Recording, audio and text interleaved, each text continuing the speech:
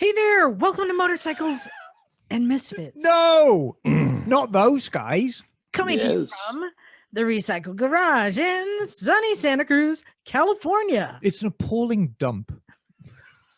Don't come. Don't come. Kook, stay home. Don't come, that is true. It's a horrible place.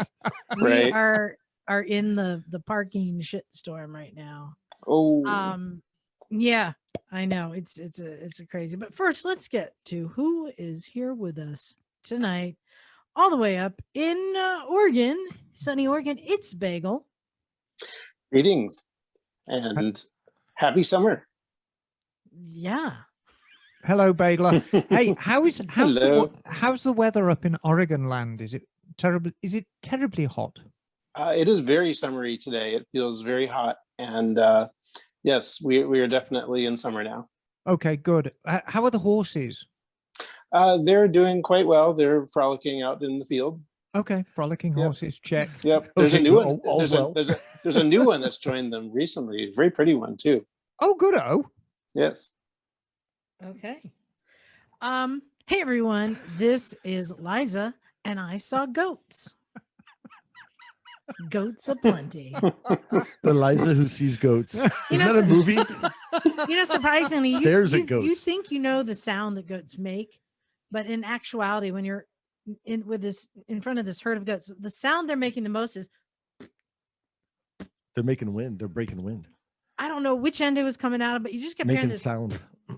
It was pretty funny. Of course, there with me was Miss Emma. Hello, darling. And today I smelt goats. Yeah. You know, I mean, was it cooking? Was it in curry? No. Oh, with some white rice. Goat curry is like very good. However, you tend to forget because I mean, you know, a goat isn't something you really encounter on a daily basis. So you kind of forget how smelly they they really are. There's hundreds of them. When you smell them en masse, it's like Emma's hamper on laundry day. Yes, it was exactly like that. Yes. Oh. And joining Emma on the Classy Girl couch, it's Joe. Good evening, and happy Father's Day, Jim. Happy Father's Day to all the guys out there. Thank you. Fathers. Where's your accent from? New York. Yeah, yes, but there's some East Coast happening. Yeah, just hang on. Yeah, but it's been distilled by Seattle, hasn't it, Joe? Yeah. Yes. In the Pacific it still has a Northwest. little bit of that hard edge on it. It's got a lot of it. I'm a Long Islander. Oh, Long Island. There it is. There it is. Exactly. There it is. And in honor of Father's Day, I'm so glad to say that Naked Jim is here. Hey, well, thank you, and happy Father's Day, and also much love to everybody that has, struggles with Father's Day. We'll say there's a lot of people that don't have dads or have tough situations. So, big hugs to everybody all around. Yeah, I mean, I was thinking about it. Like Emma's kind of like the matriarch of everyone, and Jim, you're kind of the patriarch. You're like the dad to everyone. I think I'm just the tormentor. You're the 12-year-old pain in the ass. Like no, she is. I am the tormentor. Where's the Retlin? She is the unruly child running around with jam smeared all over her face. Oh yeah, well, who was like harassing me last night at 9 o'clock at night? With little kids and flashlights making noise outside my window unannounced. Oh God. The reason I come out is I won't say it. But if you notice the shirt I'm wearing tonight, I think this will make me a better dirt bike rider. Yes. It's like the short sleeve cowboy kind of. Can you fit a sandwich shirt. In that pocket? I actually have a Ziploc in my rear pocket. No, I was gonna do it. Oh man, that is the biker we all look up to. The one who carries a sandwich and a Ziploc in their pocket. I saw one the other day: cowboy boots, jeans, a shirt like this. That's why I got this one, and which is a plaid button-down short sleeve shirt. Yeah, and a helmet, and like ripping it up. Sandwich in his pocket. I'm sure. You have the spam going on. Which can serve double duty at a hoedown. I can, yes, get down with at the. But Liza, actually, you saying it, I mean, it's made me think about it quite some more. I mean, I agree that Jim, you are definitely the patriarch of the group, and I see myself really more of the eccentric auntie. But I'll take matriarch. all still a very sad commentary of as far as the quality of the However, the talent pool here. I think at the we garage. can both agree that Liza is just this appalling Exactly. little shitty brat Exactly. whose main job is it to annoy everyone. Yep. But I do it well. No, you do it splendidly. So yeah, just to explain the goats, I don't know if this is common in the rest of the country. Joe, or up north, is it common to have a herd of goats brought in to clear out overgrown brush? Yes, yeah, the blackberry bushes in particular. Yeah. Yeah. It makes so much sense. I have relatives in town and they just thought it bizarre. So there's a park at the end of the street and there's herds of goats. Is it a there. herd? Is it a herd of goats or a flock? Herd. It is a herd. They should call it a murder, like the It's a- crows, but I a think it is murder a of murder. goats. So it's all the excitement. We're all going down there to see the goats. Of course, you know that where there is goats, there is chupacabra Oh, hiding under the bridge. Oh yeah. Oh, I have much respect for chupacabra. That's why when I go camping in the desert, I run around and pee a big circle around my tent. That's how you keep the chupacabra and ear infections away. oddly enough. Really? Oh, okay. Very good. And me. And yes, I like. I thought that was just a natural byproduct of you drinking huge amounts of alcohol, but I stand corrected. Yes. Oddly enough, I no longer drink huge amounts of alcohol when I'm riding almost at all, especially dirt bikes. I've Right, learned I it mean- just does. You're so dehydrated. Like I honestly don't crave. Well, booze. I was going to say there is 1,000,001 good reasons Oh. not to drink booze and ride motorbikes, but getting dehydrated and Oh. just ending up looking like a piece of beef jerky is Yeah. going to be priority number one, Ending up hasn't it? Dead. But you've been promoting that lately around the garage, not a zero tolerance policy, but not advocating that drinking's not really a great idea. in Well, motorcycling. She had gin today. I did have gin today. But you're not riding a motorcycle. Right, exactly. And I mean, everything has to have a place. I mean, drinking is a wonderful pursuit, and it's one of my particular favorites. I mean, basically, drinking gin and talking nonsense and falling off a chair is my idea of a large afternoon. Mhm. However, and I love riding motorbikes, but the two don't go together, you see. The two should be kept separate. Well, you know why I don't drink? Really? Yeah. Oh, very good. Pretty much. You hey. sounded just like a goat then. I know. It's Father's Day, and I wanted It is. to, mark Father's Day with a couple things. If you think about dad jokes, right? Yes. So I got a dad joke for you. Okay. So I don't know if you guys know this, but one time I hired a limo. And when it arrived, the driver just walked away. And I said, "Excuse me, aren't you gonna drive this?" And he said, No, that doesn't come with a price. It's $500. You don't get the driver too. And I said, well, what? I just spent $500 and I have no chauffeur, nothing to chauffeur it. Oh, dear me. Nice one. Tripped over That- that punchline. Yeah, good dad that's a joke. dad joke. Good dad joke. Also, what's another dad thing? I think dad bod is something. I have been named with a dad bod in a picture before. No, but Dirt biking at Hollister. It was a You- compliment, apparently. you have, I've got to be honest with you, Jim. I'm going to be absolutely honest with you now, darling, that you have had the dad bod in the past, but you are actually a fine figure of a fellow right now. And I suspect it has got to do with all this dirt biking you're doing and falling off the things and picking them up and keeping yourself fit. But you're a lean, mean fighting machine these days. Well, that's very generous. Well, you know who's replaced him in the Plaid dad shirt. bod category? Award-winning Mike.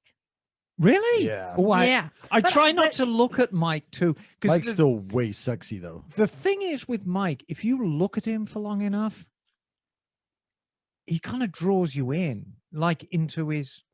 It's like you're drawn into his gravitational circle. Oh, he's Well, extremely charismatic. I Mike's was great. going to love say, I Mike. think the whole dad bod thing has a bad rep. I think it just makes you look more cuttable. cuddable, Cuttable. Not cuttable. Cuddleable. cuddly. Yeah, cuddly. Huggable. It makes you look more huggable. Cuggable. Though It's never worked with Jim. Want to and me. cudgel me? Would you like to cudgel me with your cuggable? No, I think it gets a bad rep. But along those same lines, I wanted to pose a question to the group here. Yes. What do you think is a dad bike? Like, what's a dad bike? So, we got dad jokes, we got dad bods. So what's a dad bike? Stretch booster. Stretch booster with neon. No, seriously, what do you think would be like the number one bike amongst dads? Well, you've got two of them, so I think you're far more qualified to answer that than anybody else here. I've got two dads. I have one dad. You've got two dad bikes. Which are the dad bikes? You've got two of them. The KLRs. Oh, the KLRs. That's a dad bike. Oh, of course. So Well, I'm gonna say no. here's what I'll say. Right, it'll mimic the parents. So I had all the we probably had similar stereotypes where one would be like really nice, church going, whatever, blah blah blah, real nice, come over, no drama.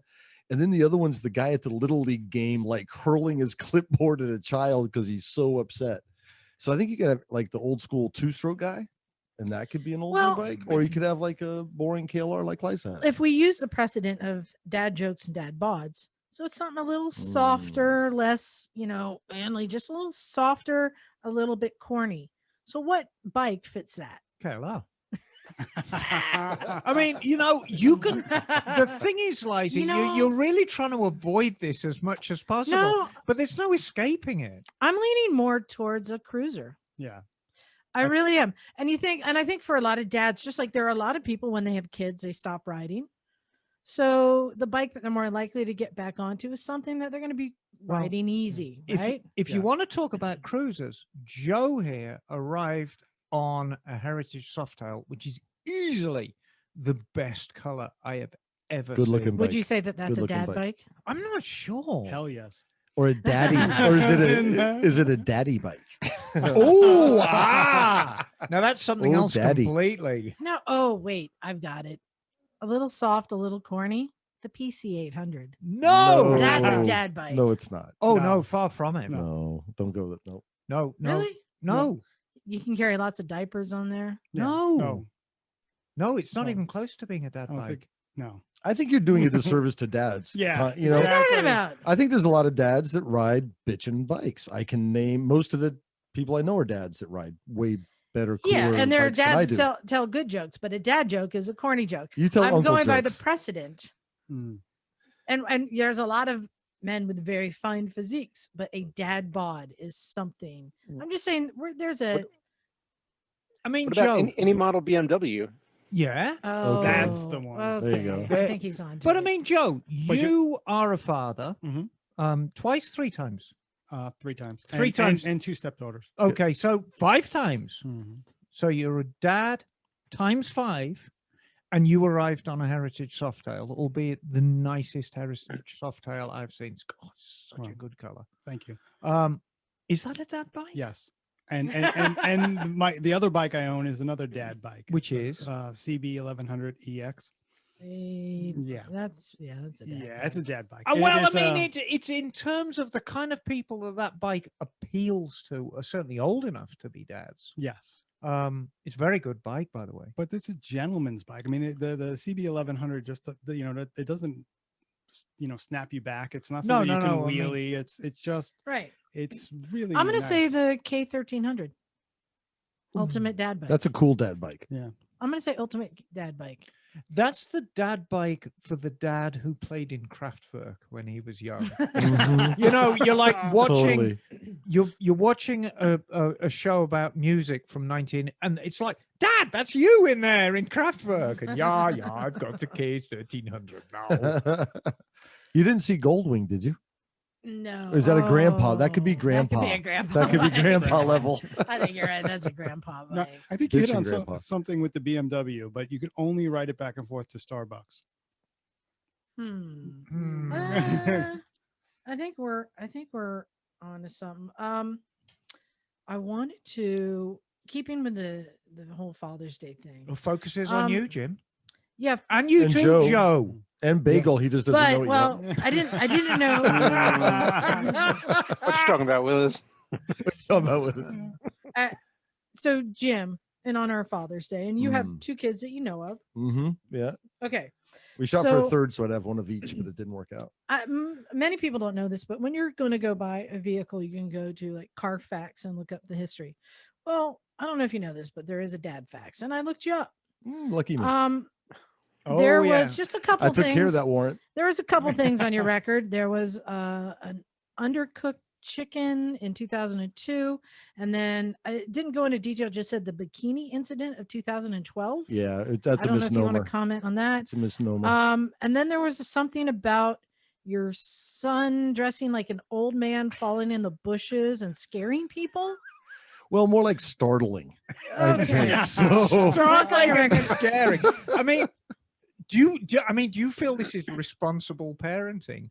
Getting your child. How old was the child when this happened, Jim? God, the dressing up like an old man falling in a bush. Yes. God, he must have been like 7. So you think a 7-year-old? I had to watch him. I'm like, what is? I got it. It's a 7-year-old imitating an 85-year-old. Yeah, for about a half an hour. Oh my god. All like in the juniper bushes. Okay. So how's my parenting, you ask? So there was one other thing on the record. It says all it said was Baja Confidential, and it said expunged. So Mhm. I don't know what that was, but overall your rating was very high, and I'm glad to be the one to actually officially tell you that as a father you succeeded. Your job is never done, but you officially have been marked as grade A. You did a good job. Well, thank you very much. I appreciate that. I give them most of the credit. They made it to 18. They're still alive. I kept them alive till 18.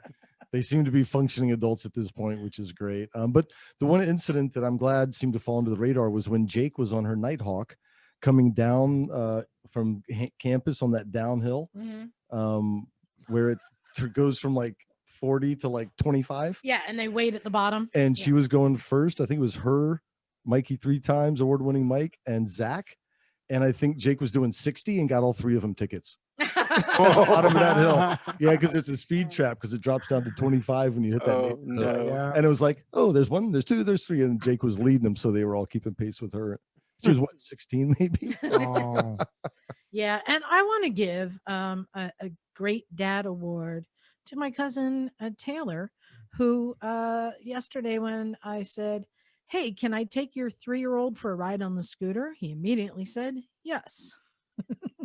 Yep. And little Parley got to hang out. Actually, this was Friday night. He got to come to dinner Cool. with me and Knock and some listeners, Cheryl and Bob, who are in town, and hang out with us. Oh, that's great. That's And you saw him today. He's big He's a enough. mohawk. He has a yeah. He, Nice. but he stands in front of me on the scooter and he holds on to the mirrors. So he just stands upright and I kind of grip him with my legs. And I happen to find a helmet. Fortunately, this kid has a huge head because I found an extra small helmet. His to dad fit was a him. big dude. Oh wow. Yeah, yeah. And so then Parley got to go riding around town and we went up to the lighthouse and hung out Oh, with that's right. and riding with other bikes on like GSs and stuff. Oh, And I he bet just he's- felt so cool. And then at the garage, he got to come over to the garage today. And I'm like, hey, everyone, this is Parley. He's one of us. That's cool. Yeah, he's actually a neat kid.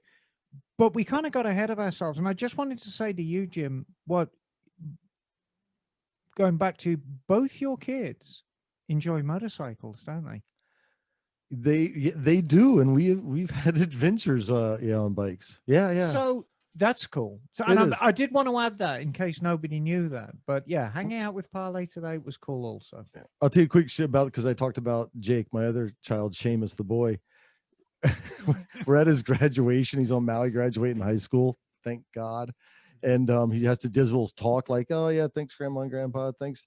And then I never get the time we were riding dirt bikes in Hollister, and I crashed and slammed my nuts. He says, I'm like, oh, Jesus, proud parent, right? Slammed my nuts, and here comes Dad with a big smile on his face, and I'm laying on my back.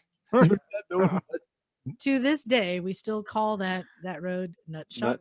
Nutshot Junction. Yep. He was at that point on a dirt bike where he was just learning how fun they are. no skills whatsoever. Right. And there was a log sticking up out of the creek, and he just went straight into the edge of it and nut shot straight into the handlebars. Oh, Well, and I think the good Aw. parenting, as I recall, is he landed on the road and was just turned white and was just like, He lying was on the ground. It's splayed, like, spread eagle. son, I know your nuts hurt, but you got to get off the road. right. Yeah. But First things first. I'm lucky enough, pretty much once a week, we try and do as a ritual. I'll go over to Jim's for dinner. And one of the first things you notice when you're in Jim's kitchen is an oil painting, I believe by your mom. By my mom, my mom, has taken up Of painting. Seamus, seconds away from wadding a TT 225. And you look at the oil painting and it's really quite good. And oh God, that kid's going to come a cropper because he's just a padish. It looks like an aircraft coming into crash. He had taken a photo I have of him launching off a jump and totally landing on the front tire and about to endo and launch over. I believe I took that photo. Okay, you probably I when did we at were at Metcalf. Metcalf. Yep. Right. So my Wow. But it's now immortalized in oil and it's hanging in pride of place. Yeah. and what's funny is people that don't know motorcycles are like, wow, that's cool. And people that know motorcycles are like, ooh, That's going to end he's about badly. to shit.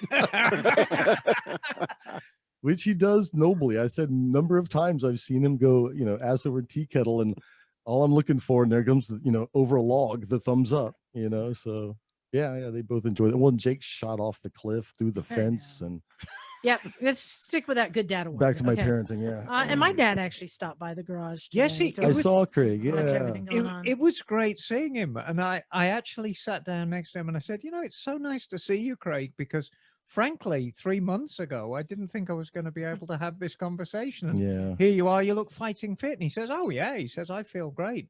And his color was good. He looked good. Mhm. Yeah. And for those that don't know, Liza's father is a fascinating human being. He's a very can believe that. interesting cat. He's an inventor. It's kind of cool. But Yeah. Anne has a toaster collection. Yes, which makes all the room make a lot of sense. So yeah, congratulations to all the dads out there. Yes, including yours, Liza. All the cool dads, all of them. I wanted to talk real quickly about some events coming up. I know we had mentioned last week. So next weekend, what's today? So next weekend is the Bikes and Boards in town. Yes. Do you know about that? Yeah, that looks fun. Well, here's what's cool. We've had so many people donating gear to us that we're just overflowing. So I called up Clay from First Rides, who is also organizing the Bikes and Boards, and he picked up a truckload. I kid you not. He filled Cool. up the back of the truck with gear that he's taking around to some of the shops that are participating for them to sell at really good prices, and that the money will go to Brilliant.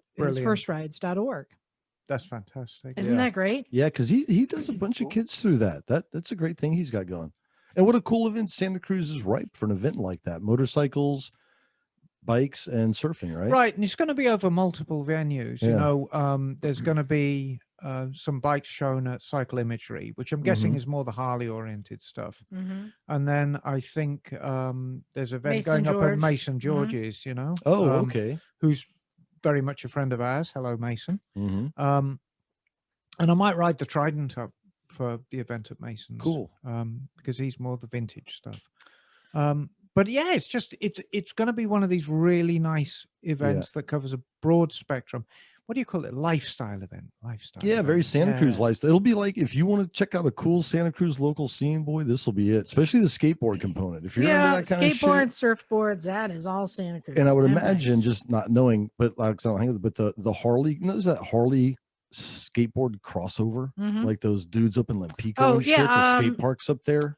We were talking about this Oh, last the week. Dyna Bros. Yeah, the Dyna Bros. Yeah, is that what it is? Dyna Yes, Bros. The Dyna Bros. Because they'll throw some rides up there and they'll start at that park with the skate park. But then there's they wear the vans and Yep. Yeah, Dyna Bros. So I think it'll be a cool scene. I'm going to be up in They the do mountains. rolling but- burnouts. Yeah. Oh, Oh. we'll come to that. Oh.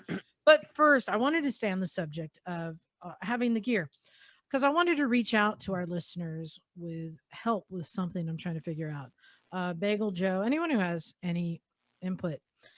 So we have for years been taking in gear and giving it away for free to people who need it. And it's been a good flow, but the word got out, I guess, and we've just had so many people bringing us gear that it became overwhelming, like massive amounts of gear. I just have a little closet, with two racks. And And- I want to make it clear. I mean, this is really a reflection on how cool people are. Yeah. Mhm. Because if it becomes overloaded because people are taking far more than you're getting in, that's one thing.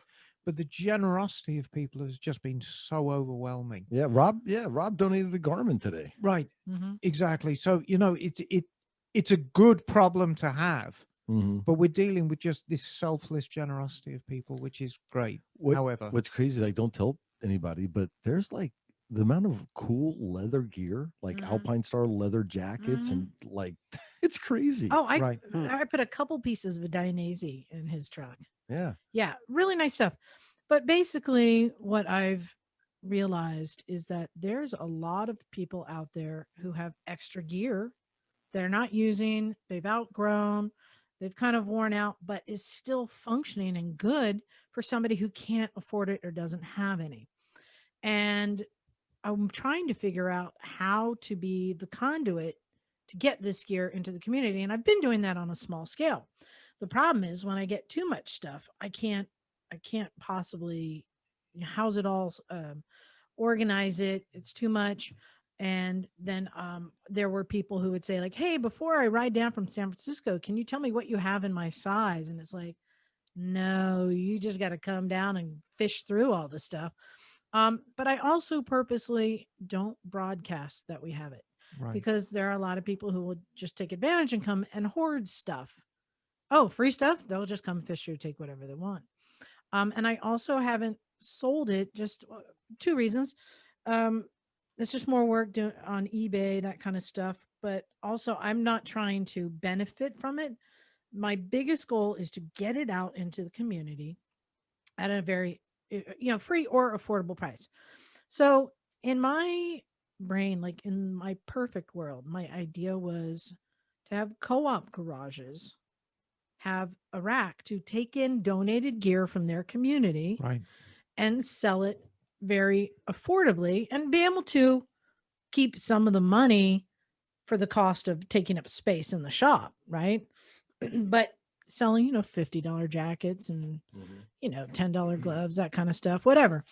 That was my idea, but most of the shops we reached out to just don't have the room. Space out here is worth so much that to make $25 off of a jacket that they sell every now and then, it's not worth it. At that place in San Francisco, was it Moto Guild? Did they have Mhm. like a consignment type set? I know we don't have that square footage. They but They did. did something kind of They did. hybrid. And I remember going through it and thinking that they were kind of high prices because people wanted to get their money out of it. And then I assume the shop gets half. So it was like a $300 jacket. That might've been a $500 jacket. So yes, it's a deal, but it's not making it affordable for people who can't afford. I'll make it accessible. Yeah. And I Yeah. mean, a perfect example is myself. I mean, I always envisaged having a rack at Motortown and being able to sell this stuff and donate the money to First Rights or whatever. But I simply don't have the real estate for it. Mm-hmm. And it became clear to me very, very early on that it's a very, very humble shop. But I thought, I can find room for this. I've got room for anything, because you get a few bikes in for repair and a couple in for sale and here and here and here and here. And right now, Motortown's full. My garage at home is full. The back garden is full. And I've got a friend's shed who's You're full looking as a little well. full at the moment. Yes, exactly. Oh, So I understand the problem completely. So But I feel like if we have that much potential here, that it exists nationwide. Oh, it's maybe everywhere. worldwide. Mhm. And I'm trying to figure out a system that could be replicated anywhere. So I'll tell you kind of my thought process. Then I thought, what about going to like a Goodwill or Salvation Army? Could they catalog it and give half of the money to the nonprofit of our choice? Maybe, or maybe a Play It Again Sports. Maybe they could get into Mhm. Yeah. Oh, gear. there you go. right. And granted, they get to keep half. I just want to make sure the other half goes to to a nonprofit, but I also want to make sure that it's staying affordable. Okay. Because I had somebody offer like, oh, I can sell this stuff on eBay for you. I'm like, that kind of defeats the purpose. I don't want to go to the highest bidder. You've probably thought of this, and I'm sure it plays into the narrative of people will hoard, but have you thought about, I don't do it, but post on Facebook and say, hey, we had a D&EZ, 32 jacket come in this week. Here's a picture. If you're interested, swing by on Sunday. I think you do run the risk of hoarding, but considering how much gear was in there, I mean, maybe wait till it builds up again to do something like that. But so right now it seems like the best solution is that we do like a yearly swap meet. Yeah. So we used to have bike shows that had a swap meet, and we would go sell them at the Capitola Bike Show. But all of our bike shows have kind of dried up. The kinds where you could go set up in a parking space and sell $10 jackets. Well, they still have it in Sacramento in places, but nothing close by. Yeah, but that also becomes a lot more work for me. Totally. Yeah, storing everything. The other thought process I had, and I know this is a crazy thought, but again, just trying to think of something that can be replicated everywhere. Do you think it's crazy if I reach out to Cycle Gear to see if they would be willing to create like the Goodwill corner where people could drop off gear, donate it, maybe even they give them credit for it. I don't know. Like our local Cycle Gear store. Yes. And that then they can, redistribute it affordably. Because the thing I'm thinking is people are going to come in to look for like a cheap jacket, and they're going to buy some boots and gloves or a helmet while they're there. The issue with that is I think it's a great idea. I think I know where you're going. But the problem is when you're dealing with somewhere that big, it'll be hard to find the person who is authorized to make that decision. Because I think if you say the closest store to here, I'm guessing is probably Seaside. Do you think it is? Or San Jose, yeah. Or San Jose, or Gilroy, whatever. And that store's got a general manager. But because it's not in the How to Run a Cycle Gear handbook, it's like, I'm not qualified to make that decision. Oh, no. I'd be going to Cycle Gear headquarters, which are up north of here, and talking about nationally, would they be willing to donate a rack in every store? And I think you're trying to replicate this. That's trying to replicate it. And again, I think it'd be worth a try. I think it's worth a try, but the things people have told me is liability. I'm like, but is there liability on it? It's America. Jacket? I mean, it's America. It's America. Everything is liability. If it's sold as is, here. And Cycle Gear has a return thing on like broken zippers and stuff. So this is going to be known the as is corner. Yeah. And here's what I'll support. I'll support your argument for a change. Is play it against sports. They sell sporting equipment, baseball helmets, lacrosse gear, I assume, and like if you depending on where you live, hockey gear. So probably a lot of impact, helmet stuff. So I don't see a big difference, honestly. I mean, DOT kind of stuff, but I think it's plausible from that standpoint. Cycle Gear's big, and lawyers will get involved because it's America. But right, I like to think it's possible because other risky shit gets sold online or gets sold by people. And I want to clarify, most of the helmets that are donated, I do throw away. Anything that is old or very worn gets thrown away. But there are often times it's really common for someone to buy a helmet that doesn't fit them right. They wear it twice. Can't return it. Can't. Yeah.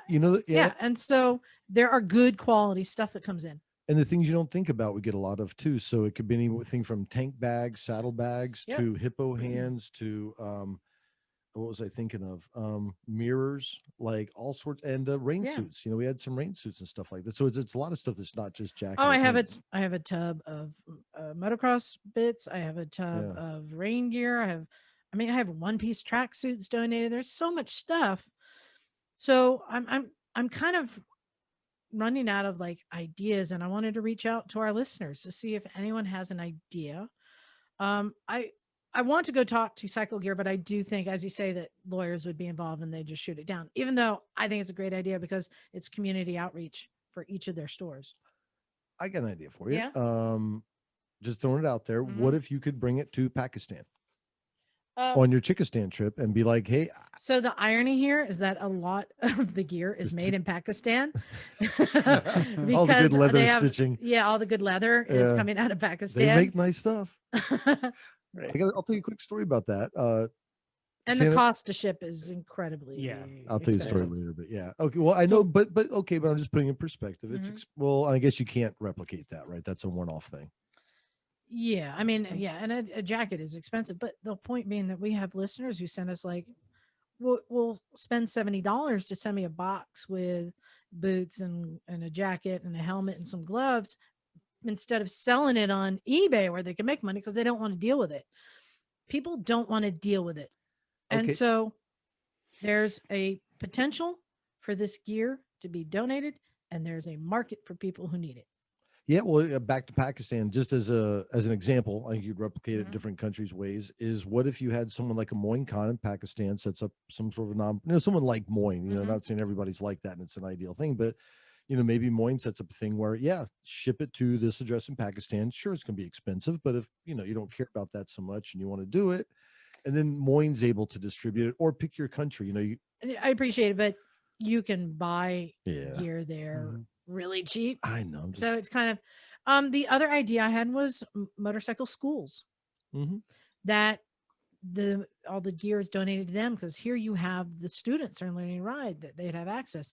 But when I talked to like Micah, she said they don't really have the room. They don't have, and it's just another thing that they'd have to deal with of organizing and helping people with. It's down to that same amount of real estate or lack thereof. I do a lot of work on these guys' bikes for them. And so I'll go up there and look at the bikes and collect them. And both the schools, the local schools, the one in Salinas and the one in San Jose, they're working out of a container. Yeah. It's a 40-foot long container and it's got about 20 bikes in there and some parts. And there is not a square inch to spare. Yeah. Because they're based in a parking lot. Yeah. And then the container gets open, bikes come out, they do the show, bikes go back in.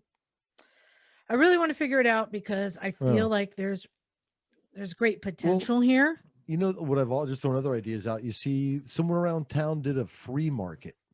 Maybe some sort of a Facebook leverage that kind of stuff to a free market where in your town, like in Cleveland, the first Saturday of the month, we're gonna have a free motorcycle oriented market. You market it that way, and everybody just brings their stuff down. And I think that could be the way to make it fly, because we're thinking nationally or even globally, and I think you need to make it a lot more local. And I know the free market here is popular. They do it right down at Bike Church is one of the places, and I know people participate. So the motivation is to create funds for first rides, right? I mean, that's really what. Or your charity of choice. Or your charity of choice. Exactly. So, because there are a lot of things like, I ski, and in the beginning of the season they always have, the swap meets where you could just bring your gear and get it, but there's no cash, there's no funds changing hands, so it's going to be difficult.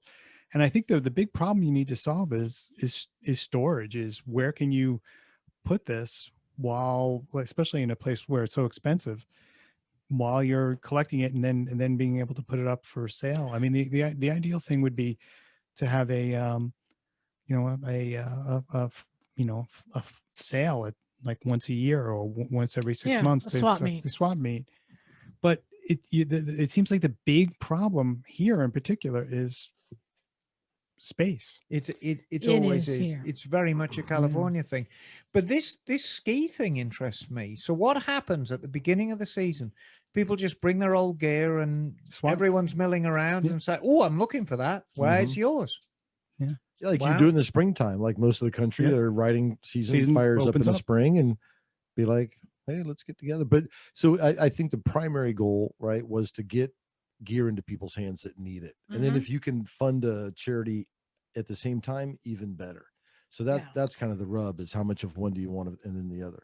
So if you did a swap meet, you could probably charge like an entrance fee, right? And then that, whether that's becoming more work for me. Yeah, exactly. Yeah. It's got to be a labor of love. Someone has to be like, I really. Again, I'm trying to find something that could be replicated anywhere nationally. Anyway, I'd like to get feedback from people if they have any ideas. Maybe there's something I'm just not thinking about, but I think it's a good problem. You know what else is a good problem? Hold on, Emma's falling apart right now. We're passing notes. Sorry. They're passing notes. He I know. just gave me a note. Okay, And it's sweet. And as the teacher would say, "Excuse me, Emma, you're gonna have to read that note out loud." Okay. Oh no. I'm going To the to whole read the class. note. Oh Yes. no. And there's a lovely Here, let Joe read it. there- Let Joe read it. okay, well, I'll describe the picture. There's a lovely picture of a happy locomotive, and he's got lots of wheels, and he's number 69. And there's a heart coming out of his funnel. And it's Ah! Joe, what's it say? It says, "I choose you." Oh, it's a dad joke. It's a dad joke. It's a dad joke and a love note combined. Oh. Thank Wow, you, I have to Jim. admit that was not anywhere where I thought it was going. Oh Choo no. choo.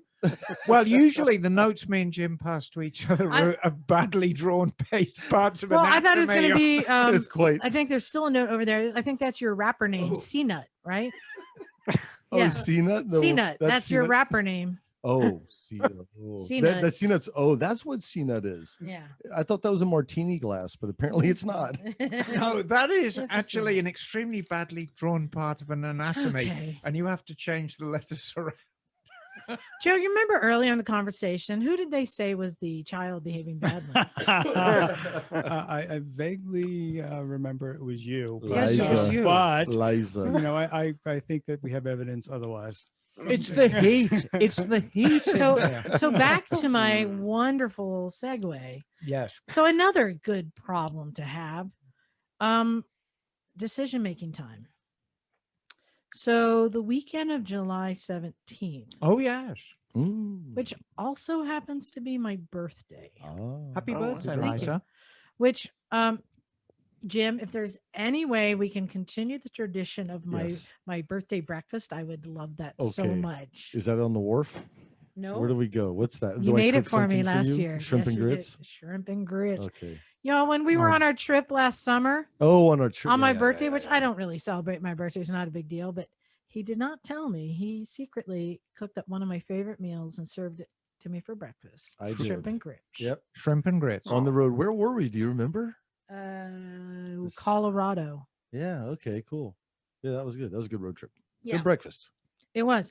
But we have a hard decision because there's two Yep. events happening the same weekend. Yep. Okay. One of them is the Arma races at Laguna Seca, Oh, Which is where I will be. That looks. which is a fun. lot of fun. Yeah. The other one is going to be at the IMS show. Mm. Is that Which- Vegas? At Sonoma.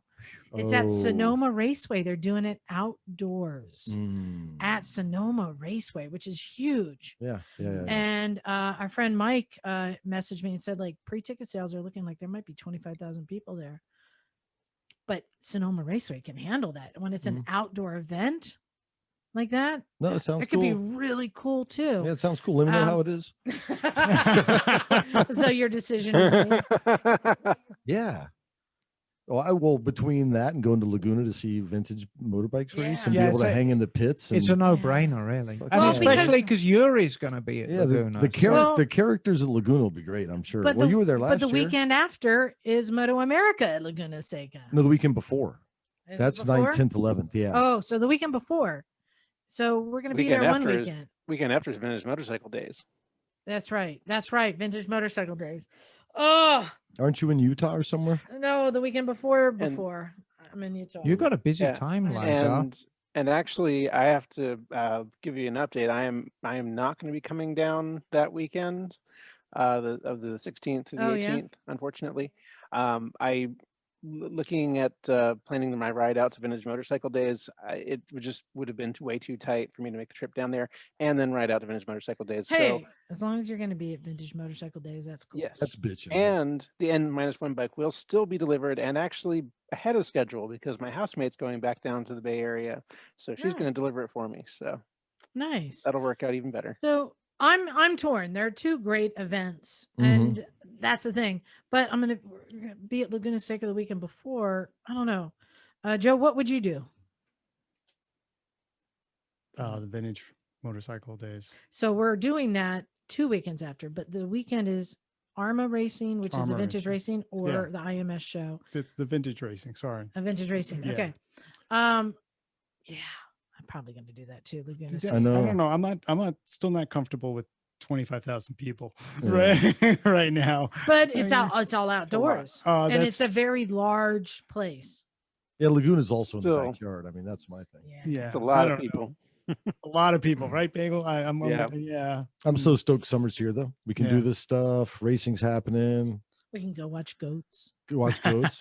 I'm going up in the Sierras this weekend. Oh, I have another question for everyone.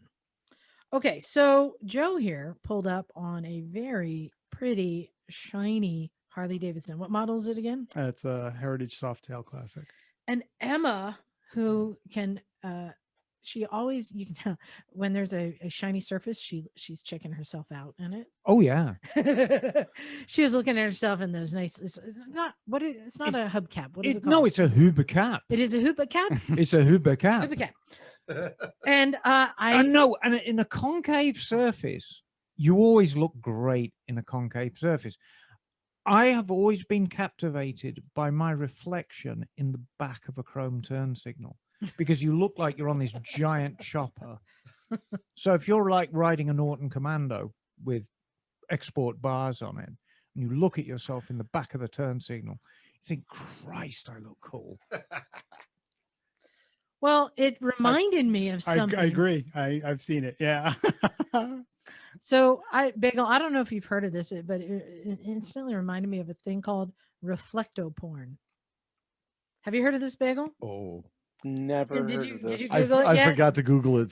So I'm going to say, Should go I? ahead, Okay. go ahead and Google reflectoporn. Oh, I think I know what you're talking about. yeah.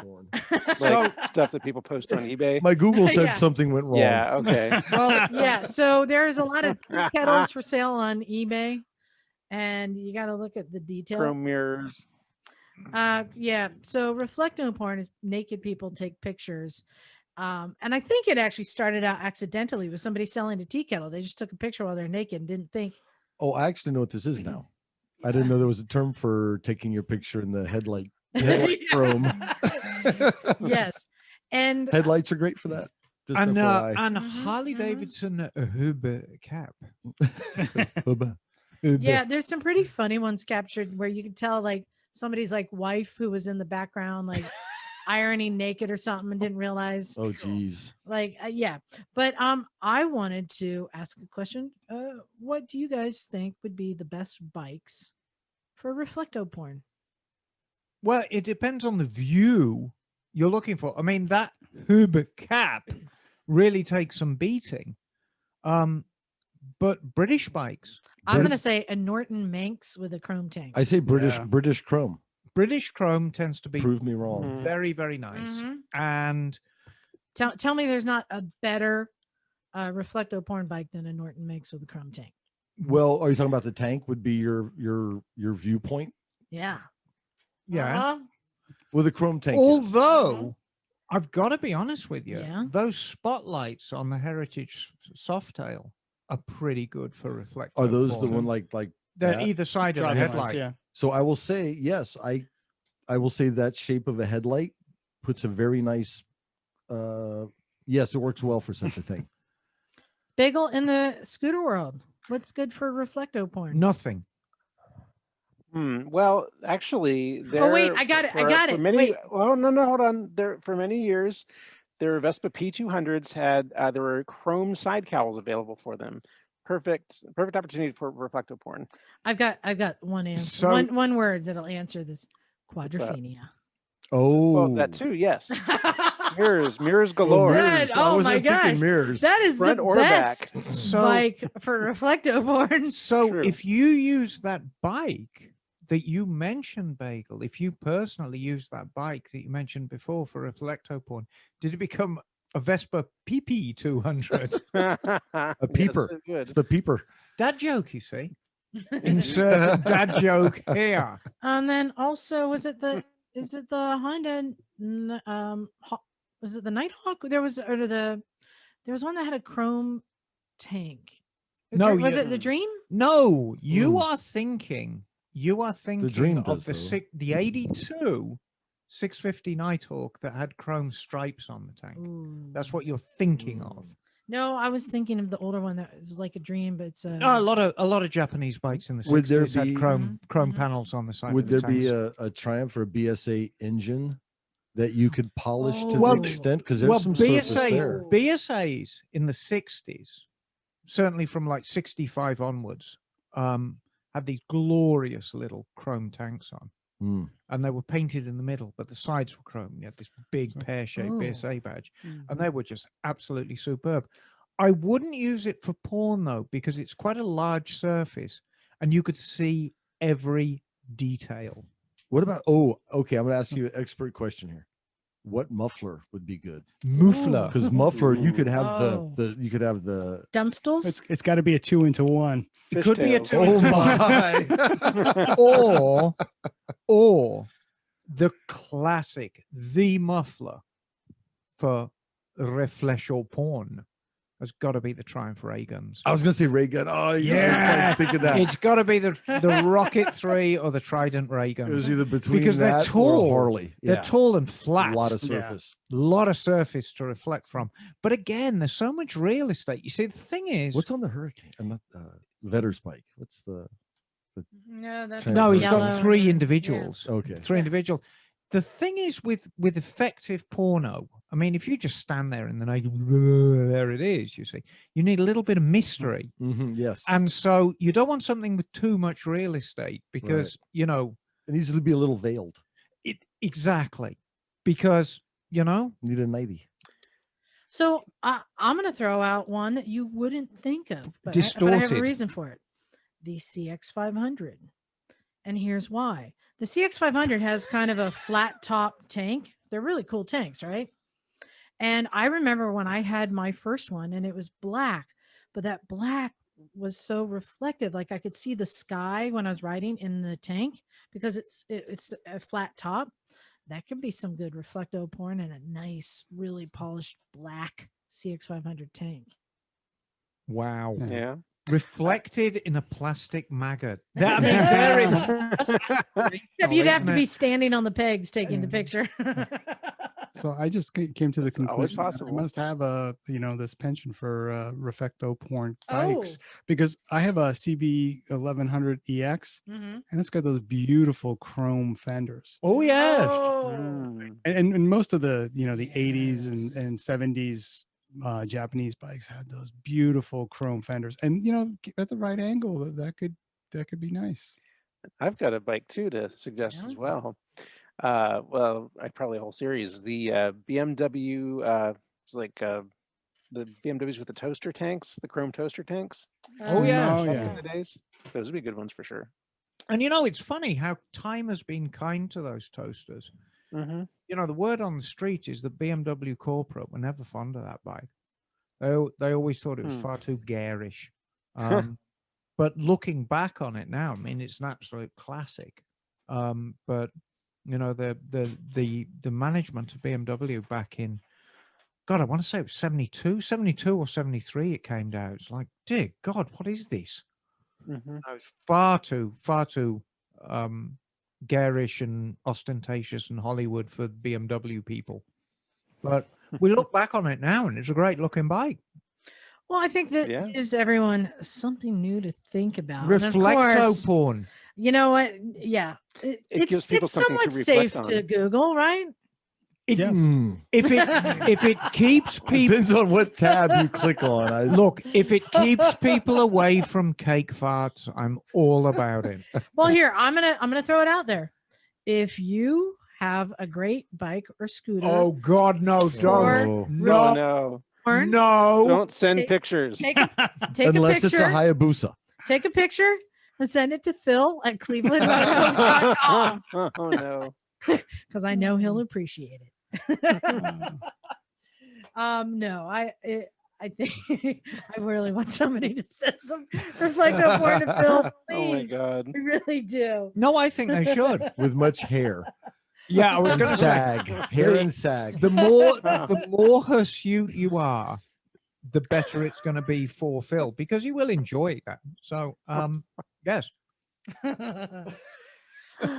that's so- Phil at clevelandmoto.com. I'm never polishing the chrome on my motorcycle ever again. Ah. You looked a little uncomfortable there for a while. You had your arms all crossed. I was like, oh. So I thought this that we should do a sort of a check-in on each of our episodes where we go around the room and say if we've bought or sold any bikes recently. Jim, have you bought or sold any bikes recently? Nope, and have no plans to really. Oh, Yeah, you've no, been no, asking. nope. Yeah, but I'm in no rush. I'm not been buying or selling. asking. I got a new foldable mirror. That's the Okay. big excitement in my life. I too do not have anything brewing. Joe, how about you? Have you bought or sold anything recently? I am considering selling my CB 1100 EX. I have to start commuting back into Seattle. I hadn't been commuting into Seattle, and it's a bit of a heavy bike. My fear is, I think the last time I was commuting, I had a Ninja 650, which was pretty light. And you put your foot down in the wrong place and it goes into a pothole or something like that, and you just go over, and then you got to muscle the bike up, and I don't want to be dealing with that. So I'm thinking I'm going to check out the CB 500X. Very good bike. Yeah, there you go. That's I haven't test rode it yet, but You'll love it. Have you looked at them on Craigslist? I bet they're fairly reasonable. No, now. nothing's reasonable. Oh, I guess not. Yeah, and the whole motorcycle. Yeah, I'm just gonna buy. I think it's easier just to buy it new and totally take the beating on it at this point in time. But the CB 1100 EX is I'm gonna almost get what I paid for it on the listings I've seen online. It's awesome. crazy. Well, it's a culty bike, and generally the quality bikes always sell. Yeah, I'm just gonna have to do the reflecto porn polish. There you go. Bagel, have you bought or sold anything recently? I have not bought or sold anything recently, not yet, but the bike behind me will be sold next month. All right. Or Emma. even into this month, actually. Emma, You're going to be so mad with me. have you bought or sold anything recently? Yes. I sold the Goosey. Oh no. Oh my! I mean, congratulations. Thank you. Yeah. For people who are not familiar, can you please describe this Goosey? It's kind of difficult to describe it because it really had some origins as a cafe racer. But I tend to put these big tractor bars on everything, not least because my back is ruined. So I don't do clubmans or clip-ons. But if you imagine a metal flake green cafe racer with big Z1 bars on it, that's kind of what the Goosey was. And it was a fuel-injected 1100 bike. Sounded great. Yeah, it took me a Looked long great. time to get it sounding that good. And, I had a lot of fun with it. But in truth, the moment that Trident was finished, that was the death knell for the Goosey. Because the Trident replaced it. I've got made in England tattooed on my arm, not made in Italy. And much as I loved it, the Trident it's not a better bike, but it's a better bike for me. Right. Yeah. And that Trident is just a glorious. Well, the piece of Goosey was machinery. something fun to do with it. It The was fun. Triumph is like who you are. Right, exactly. And it's like Tubbo. Tubbo is just something you did to kind of blow people's minds. Right, exactly. Tubbo's not really a riding bike. I mean, every time I take Tubbo out, I'm so damn terrified by it. I just put it away again and swear never to go. Goldwing turbo with nitrous. What could go exactly. wrong? What could possibly go wrong with that? So I ride the thing and I just end up in this shambling nervous wreck, and I'm scared to look at it for a month. But the Trident is something else completely. And I want to point out the Rufus. I'm going to be buried with Rufus. So don't even think that I will ever sell Rufus. Oh, we did an episode on that. Please don't do that. I hate it when people get buried with their bikes. What? Oh, well, I wasn't planning on Oh, getting buried. that was before you came. You know, there are people who actually do that. Really? Yeah, there's a lot of pictures of people who get propped up on their bike and make a giant clear coffin, and then the whole thing gets lowered down. Look And at this Russian. You'll see I it. just think about what that bike looks like in like 5, 10, 20 years. I'm like, poor bike. Yeah. Yeah. It's well, you know, there was that what was it, that brand new Plymouth Fury that got buried when it was brand new in 1957 in this concrete esophagus, and they dug it up. Oh, And right. it was completely ruined because the water got in. It was such a shame. It's a brand new car. No, no chance of me ever selling Rufus. I will fight for that bike. The Trident, I suspect I will keep the Trident as well. I mean, it's a very good bike. It's a very good color. It needs constant fettling. The thing is about the Guzzi, it was such a tractor. Once I'd got it set up right, it really didn't give me any problem at all. And of course I did mods and rockers on it. Oh yeah, Liza's showing me a picture of a dead person sitting on a Harley in a glass box. Very Look nice. at that nice Harley. It's going to be buried. That's okay. He's happy. So yeah, sold a Guzzi. Wow. I'm sad. I kind of am, but I'm kind of not. You know, you'll be a lot less sad when you see me tooling around on the Trident. Well, you needed some room. I mean, it's not like you know, I'm kind of running out of real estate, and I have a new project. Wait, what? Is this what we saw splayed out? Wait, is this 4 wheels or 2? No, 2. Okay. Yeah, no, it's top secret for now. But I will. It's going to be very nostalgic, and it's going to be very loud, and it's going to be very fast. Did you get? Oh, I know what you've been wanting to buy. Is it one of those? No. Okay. Oh no, this is something quite different. Does it have 3 letters on the tank? No. Okay. It has a story though, doesn't it? Kind of does. Yeah, it's all my bikes have a story. You know, did I ever tell you the story of the Trident? I'll pretend I haven't heard it. It was a one-owner bike. The guy bought it new in 1972, and he rode it through college. And then I think he did about 18,000 miles on it, riding around through college. And what young men do when they own a good-looking, powerful I find that bike. to be the average miles on like 1970s bikes. Right, exactly. And then he put it away, and he had this notion that I'm going to restore it.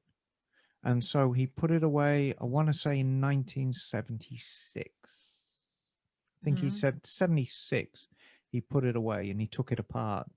And then there it sat until I came along. So it's a one-owner bike. And I come across that a lot. Rufus is a one-owner bike before me.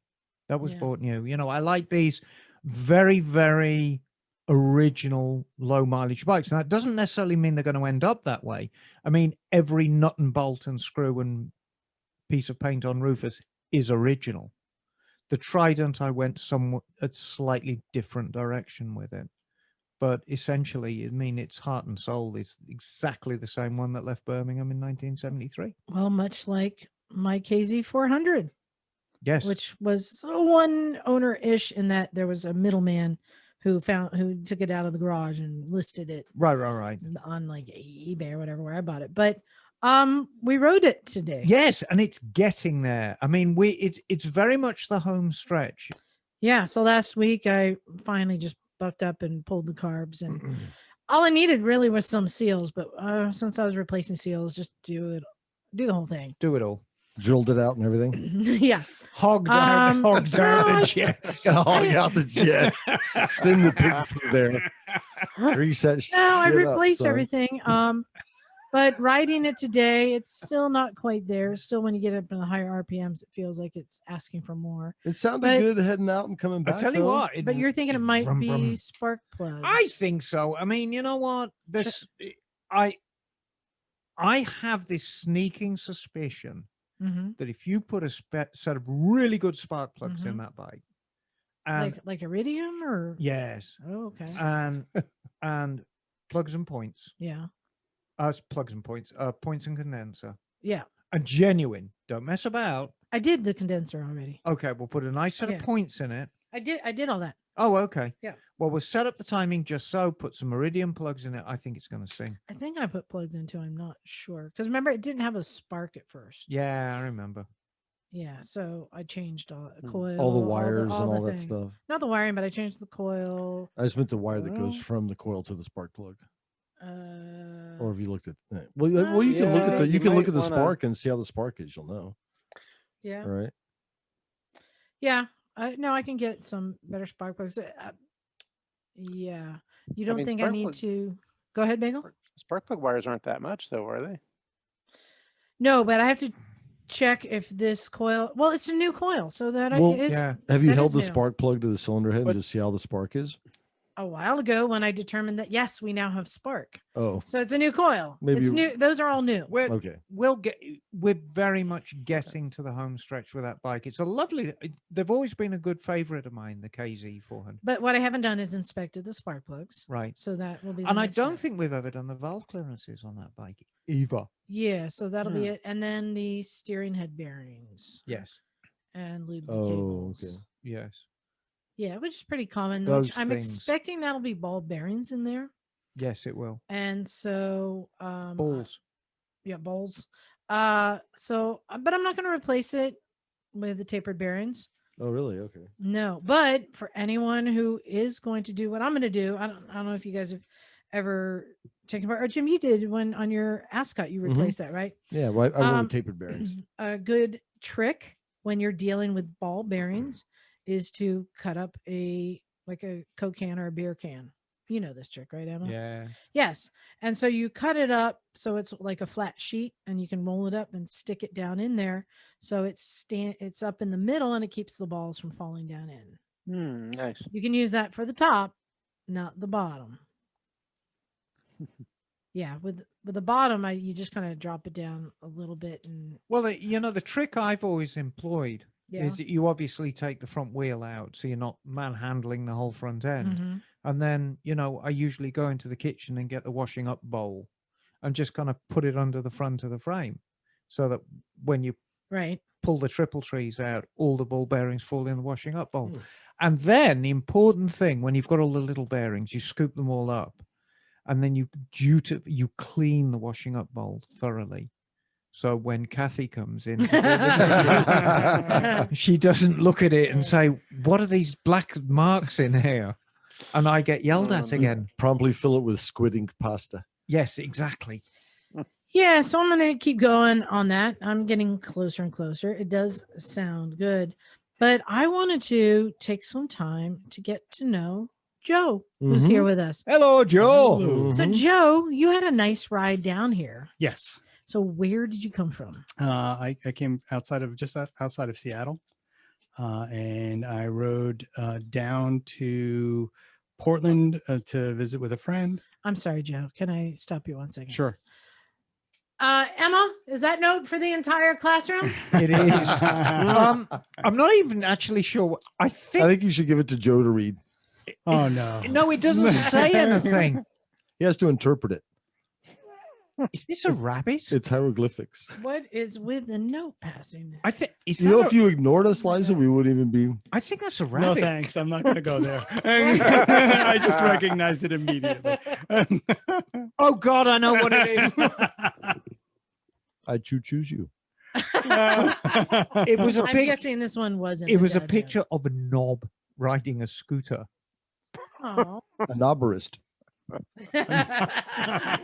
The sobbing knobberist. The sobbing. Knob. There was a sobbing knobber, wasn't it, Emma? Oh, is that what the drops were? It was a sobbing knob. Oh my gosh. Oh my gosh. Boy. Okay. But Joe, so you came all the way down the Pacific Coast Highway? Not all the way. I started off, I went to Portland to visit a friend and then went down to Eugene, right near where Bagel is, Mhm. All right. to visit my youngest for a couple of days. Since I had this trip planned, I saw them yesterday, and I'm going to see my son tomorrow down in Southern California. So no one on Father's Day, but at least I'm going to get Either side of Father's Day. side of Father's Day. But I did right from Eugene. I went out to Florence and then got on the Pacific Coast Highway from Florence, Oregon, all the way down here.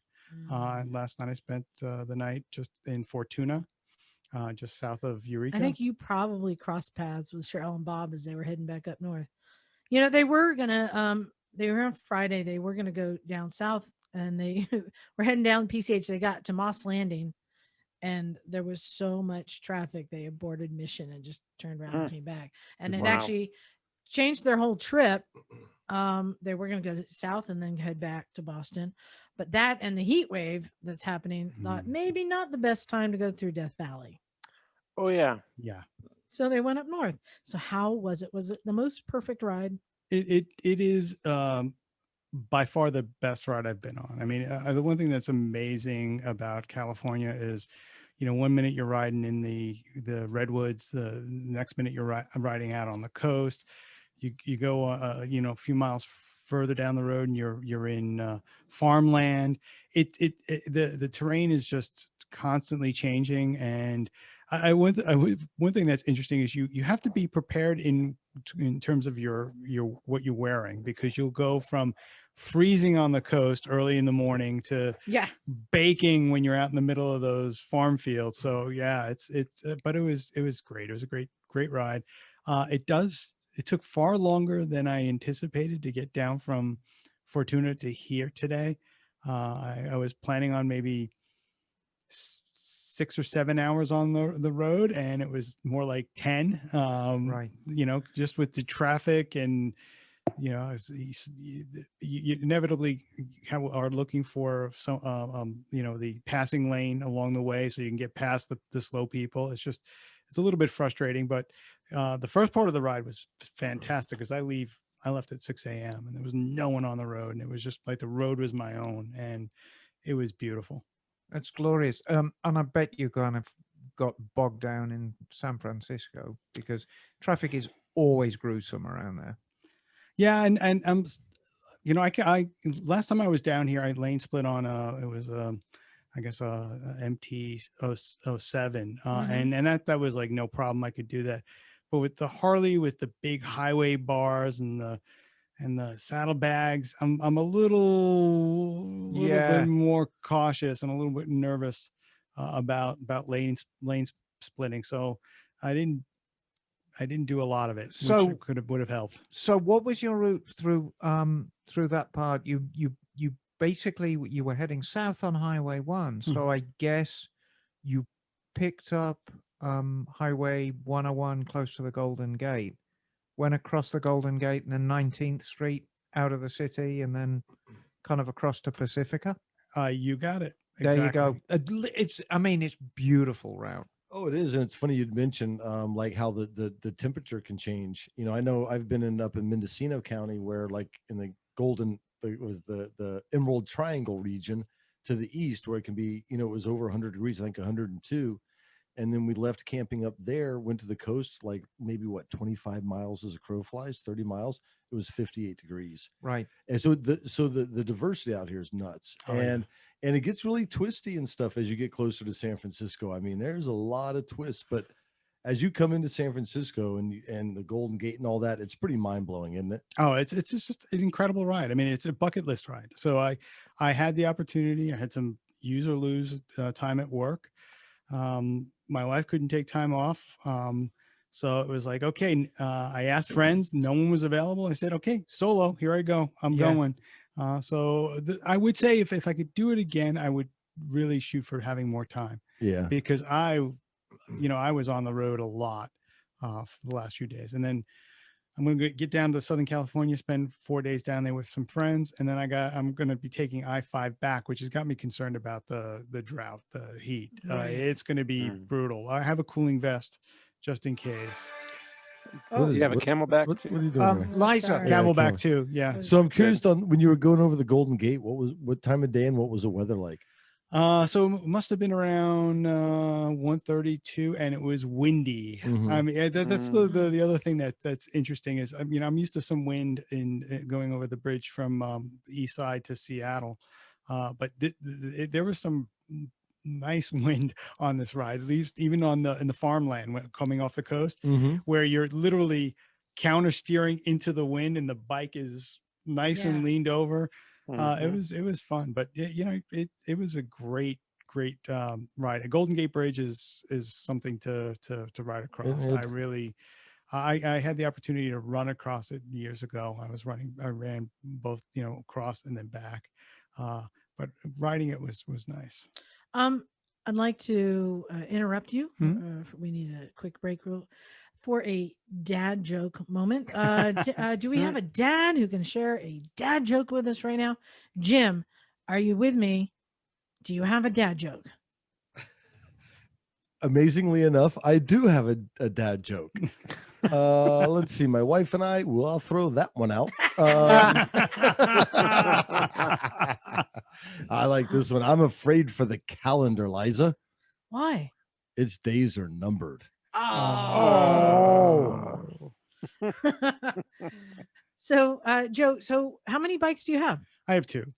All right. So you've got your Harley and then your Honda. CB1100. What have you had in the past? The first bike I had was a GS 450T. No, that's a good bike. Yeah, it was when I was in college. It was a nice first bike. And then years later, I got a Honda Shadow 750, which solid. Yeah, just a great, easy. I think of that as a young dad bike. Yes, it was a young dad bike. It was exactly what it was. Exactly. And then I didn't ride for a long time. I moved from New York to the Pacific Northwest, and I was like, this is the perfect place to ride.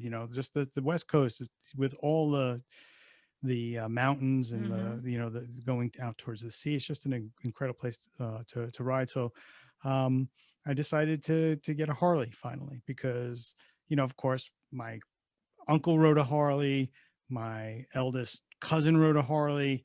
It was just something that reminded me of my childhood, and the heritage reminds me of those bikes. It's all chrome and it's nice, and it's actually very versatile. I love that bike. So you can take the saddlebags off, I can take the windshield off, I put an air ride suspension in it, I can drop it down, I can make it look like a less of a touring bike, and just ride it around town.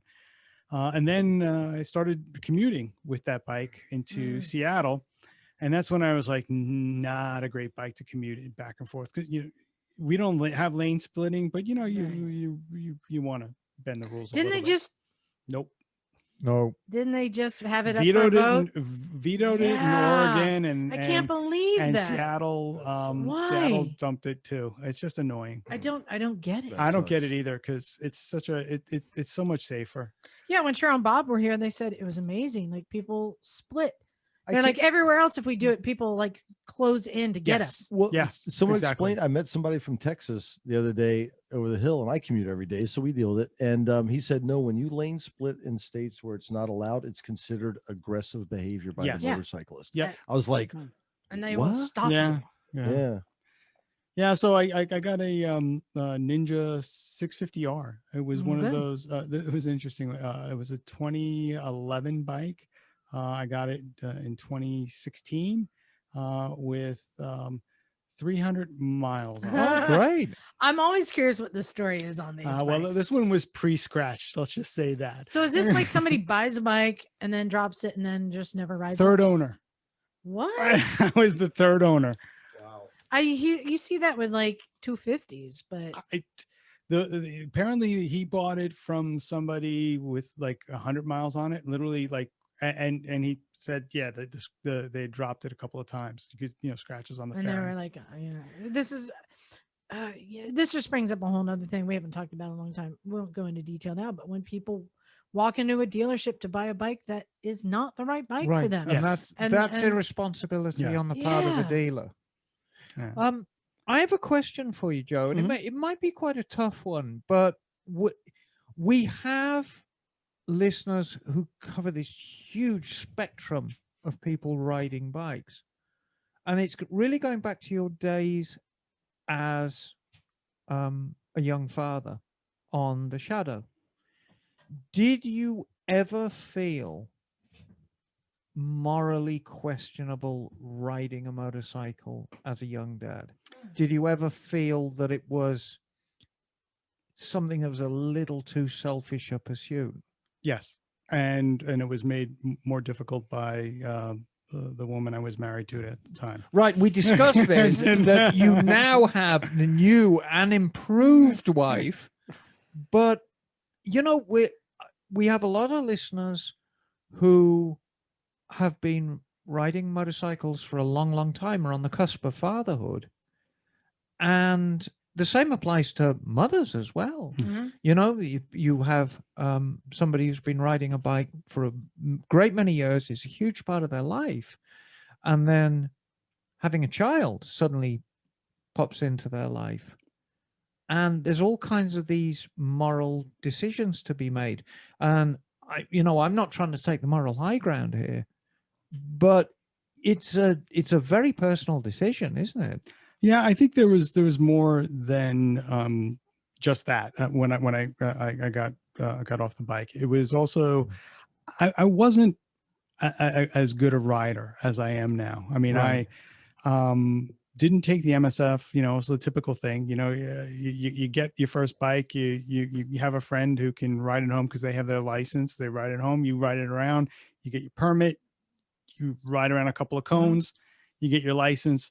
And you know you're not well trained, Right. And when I got the Shadow, you know I was getting more experience. I had experience on the bike, but I never really felt You never had that formal training. yeah, like I was really confident on the bike.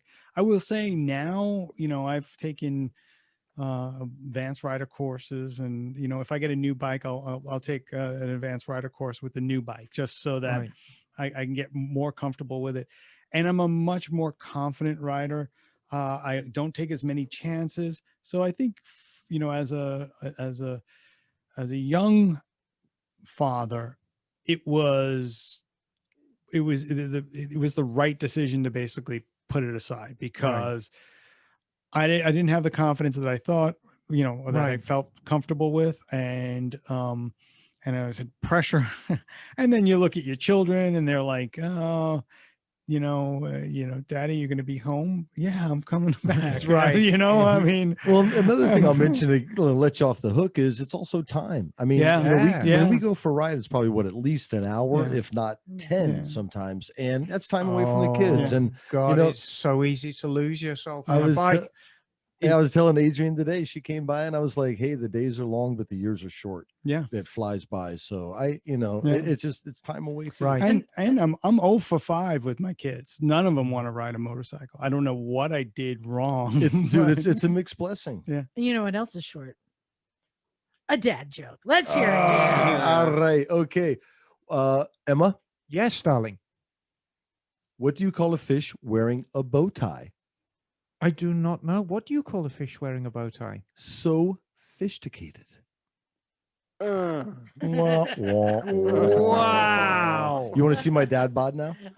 No. Again, we were showing dad bods earlier, but that's another story. So, Joe, what do you think your next bike will be? I think it's I'm looking at the CB It's 500X. Yeah. And you think, are you going to do With any knobbies. like dirt riding on it? Well, I took the CB 1100 EX on a fire trail. Not the smartest idea. No. It was fun. But you have a story to tell Yeah, now. I have a story to tell. Yeah, it was not the right bike, but it got certainly. I definitely want to do something. Have you seen the adventure kit that's available? Yeah, for 'em? the rally rig. Yeah. You know, It's it's really nice. what I'm really looking for is just a good solid commuter that I could do some things on the side with. The Harley to me is, you know, like this, going on a long trip. It's Yeah. great. You pack up, throw a big bag on it, and you can just go off and go a hotel. What about what about a Ducati Scrambler? You know what? I think you'd look good on one. They're great. Ducati Scrambler. I am a big fan of Low maintenance. Yes. There it is. I mean, I do. That's Don't right. You do- said don't you do said shit. commuter. didn't Well, you? I Yeah. mean, in relative terms, the Ducati Scrambler is a simple-ish bike compared to, say, a Multistrada. It's not a simple-ish bike. Honda. But yes, it's Yeah, not a Honda. No, Yeah. it's not. No, and then the other thing is like the CB 1100EX. One of the things that I have concern about is it's got tube tires. Now, if I get a flat, I can't even just I can't fix it like on the side of the road pretty easily, which I can do with I did that on my Ninja. I could just carry a tubeless repair kit and a little small compressor. Got a flat on the way home, pulled over to the side, saw the screw, pulled it out, plugged it, filled it up with air, and I was back on the road within minutes. Right. And I think for me that's the sort of kind of commuter bike I want. Liza. What? Liza. What? Would Can you I- like to hear another dad joke? Can I tell a dad joke, please? Okay. Can I tell a dad joke for our listeners in England? Yeah. Because you Americans won't get it. Okay. So there's two whales swimming along. It's like the country or the animal. No, Oh, I guess it'd be Welsh. no, whales. I'm trying to keep up. I'm an No, American. it's Are they Welsh whales? They're yes. Welsh. Okay. So there's two whales swimming along, and the one whale says to the other, he said, "Oh, I just remembered. I'm glad I ran into you." And he reaches into his pocket, and he pulls out this very, very poorly looking calamari, and he hands it to his friend, and he says, "That's the 6 quid I owe you." I get it. No, you don't. I've been in a pub or two. Okay, very 6 good. quid. Yeah, that's a good one. Okay. Speaking of the kids, I think I had Seamus in a pub in Scotland. He was like 12. Oh, I swear to God, you tip a UK bartender, I think they'll stab somebody for you. Oh yeah. We were whiskey tasting too, and we're at Glenmorangie. There he is, like 12 years old. Thought his head was going to catch on fire. All right, Jim, you got another dad joke there? Oh, yeah, me at the moment. No, do I have to read another one? Yeah, there's one there. I really like the Parisian one, I believe. Oh, I like the Will Smith one. I don't have that one, but I'll tell you the one. Okay, how do you follow Will Smith, Joe, in the snow? Well, I don't know. You follow the Fresh Prince. Oh. Oh my. I have I have a final dad joke because I feel very left out by this, and I think there should be mom jokes as well. But Oh, I got your mom's so hairy, Bigfoot stops to take pictures of her. wow. Oh no. Not yours in particular. No. So You wonder why I get in fights. Darth Vader and Luke Skywalker are sitting in a room together, and Darth Vader goes, Luke, I know what you're getting for Christmas, Luke. And Luke Skywalker says, "How'd you know that, Vader?" He said, "I felt your presence." Okay. All right, that's a good joke. That's a good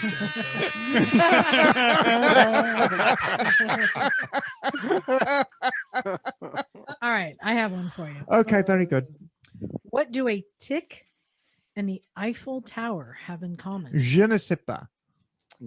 Fromage. They're both parasites. Oh my God.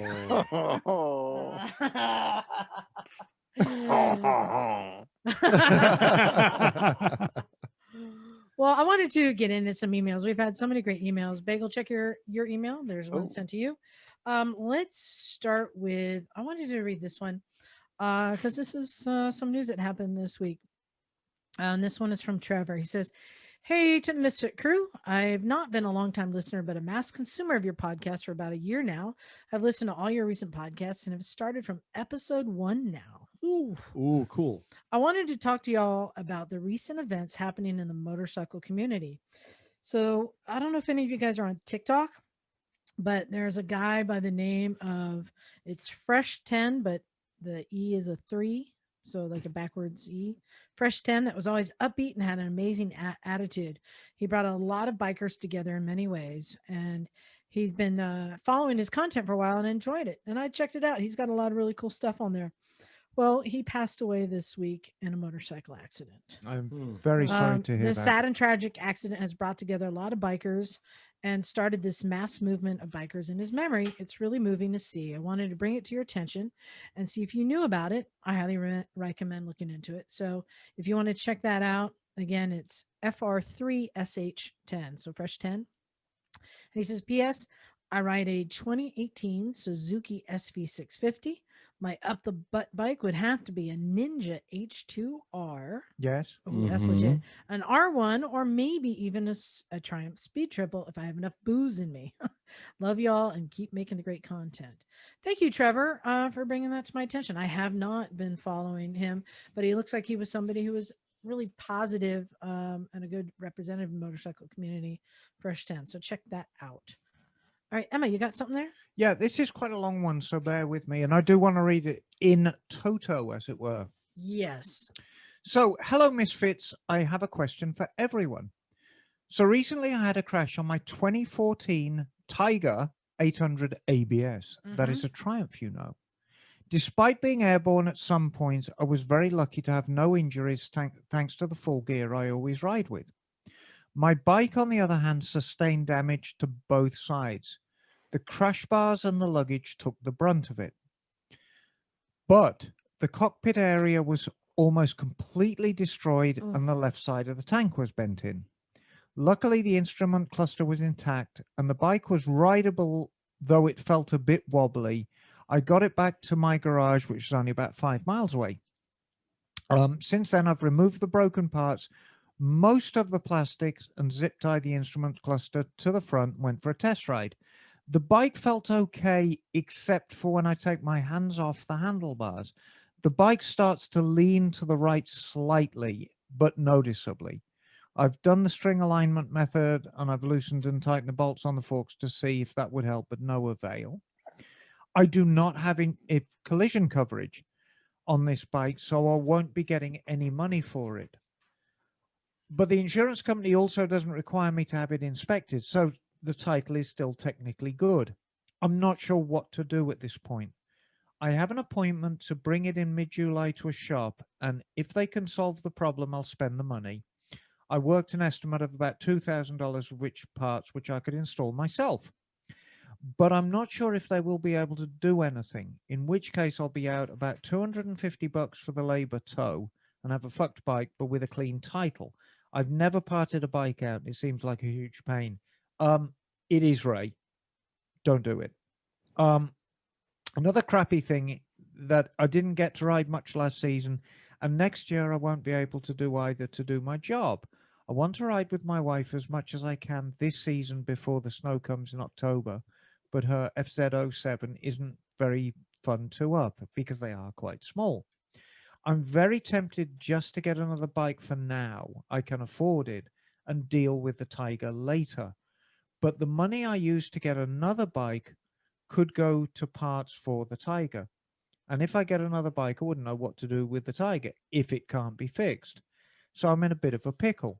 Any tips what the problem could be, or should I save it for the shop?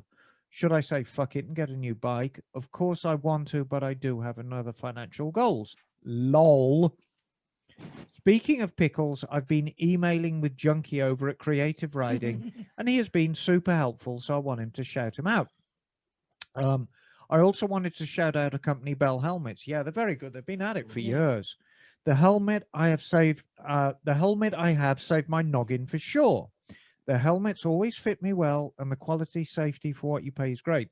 I also discovered they have crash helmet replacement program as well as discounts for military and first responders.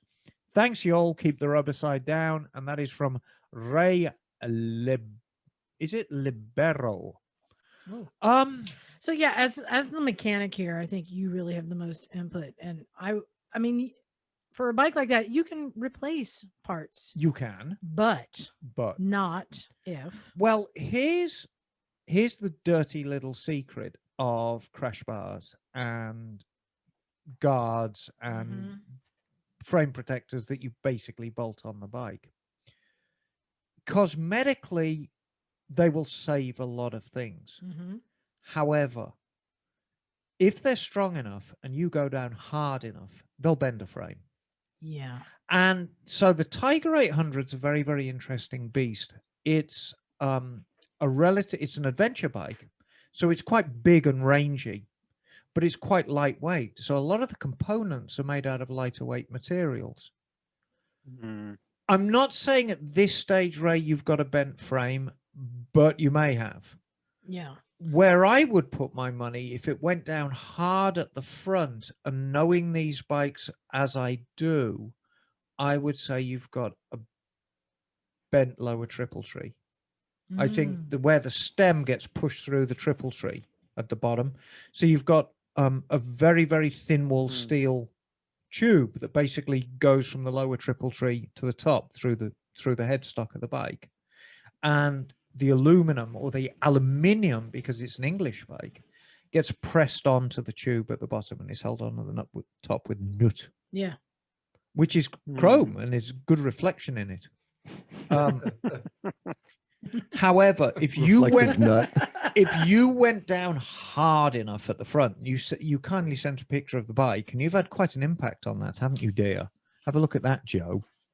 Crunch. That has sustained quite an impact, and especially if you or the bike was airborne, I would suspect you've just put a little kink in that tube going up through the lower triple tree. And the problem is, to determine if it has a bent frame or not is quite a process taking it to a shop. It is. You got to take a lot of stuff off and measure Yes. stuff. So you're getting into money just to determine if it's bent or not. I would suggest, because you've left us a few clues and you've left a few that we don't know anything about. I'm guessing the shop you're taking it to has a reputation for honesty and having good work. I hope. That's step one. Step two, obviously you're quite flush because you can afford a new bike. So I would say at this stage of the game, if the tow to the shop and the labor to check why your bike is pulling to one side is $250, spend it. Because there's a variety of reasons why you should. If you don't, there's absolutely no point in bolting good parts on a bent bike. You know, it'd be like building a beautiful house with no foundation. You need to know if that bike's straight or not. And if this shop has got the wherewithal and has got the gumption to say, we will tell you if this bike is straight for an hour's labor or where it's bent for an hour's labor. And $250 covers the tow and that labor, spend it. And one of two things is going to happen when you get that diagnosis. They're going to say it's this part, and it's going to be a part you can either buy new or buy off eBay and bolt it on and basically rebuild your bike. Or they're going to say it's the frame. If it's the frame, then you've got a tough decision to make, because your bike is basically, it's a 2014 Triumph. What are you going to do with it? And a motor swap is not that easy on a bike like that, right? It's not a 5-minute job. Yeah. What I would do, because they're very good bikes, So here's how I would play it if Ray was me and I was Ray. If Ray was me, he'd have a fabulous shoe collection. However, here's what I do, Ray. Spend the $250. If it's a smaller component like the lower triple tree, rebuild a bike, go among your merry way. If it is a big component, if it's the frame, and they say the frame is bent, you're done. Say, okay, get the bike towed back to your house. Don't part it out. Replace it with Triumph Tiger 800. Yeah. And then you have basically enough parts to keep, as long as you don't wreck it, to keep your new Tiger 800, which is a fine bike, on the road forever. Because you're going to have wheels, you're going to have bearings, you're going to have a bloody engine that Brake so you can parts. basically ride that bike to oblivion and have everything you need to replace it. And if you ever come to sell the replacement bike, you can say, well, guess what? I've got a complete second bike with a clean title that comes as parts. And that's actually going to add value to the other one. Don't part your bike out. It's a mug's game. There's everyone. When I look through Craigslist and you see the odd bikes come up, you always see them come up and they get cheaper and cheaper and cheaper and cheaper. And then they start getting sold off for parts. And what happens is, right, I'm going to sell it for parts and I'm going to make a fortune. And you start off with a bike that's worth $2,000 and you sell like the engine for $1,000 and then the exhaust for $500. You think, great, this is brilliant. It's going well. And then you end up with a bunch of crap in your garage that nobody buys. Yeah. And that's what happens. And I guarantee you, if you part that bike out, you will take 90% of it to the landfill in 5 years. And Yeah. you'll have the pleasure of looking at your smashed up bike every time you go into the garage for the next 5 years. The reality is, if you do sell it, you sell, list the engine for 1,000, whole bike for 1,100, whatever. Yeah, Just, take it you away. want them to take it away. Right. So that would be, I feel, a good plan. But at this stage, I think spending the money to get it professionally checked, because I mean, you're dealing with potentially a bent bike. You need a pro to check it. If the shop you are taking it to have the true wherewithal to check it Mm-hmm. and are willing to stand behind that diagnosis, you cannot go wrong. It's only $250. It's nothing, because you're talking about totaling a $5,000-$6,000 bike. Right. So $250 in the big scheme of things, you've got everything to gain and nothing to lose. Well, and if it truly is, a bent frame, give us a call. We got a friend named Paul Brown who would probably be very interested in that. Oh, for the dirt bag. It doesn't say where is he? Great dirt bag, right?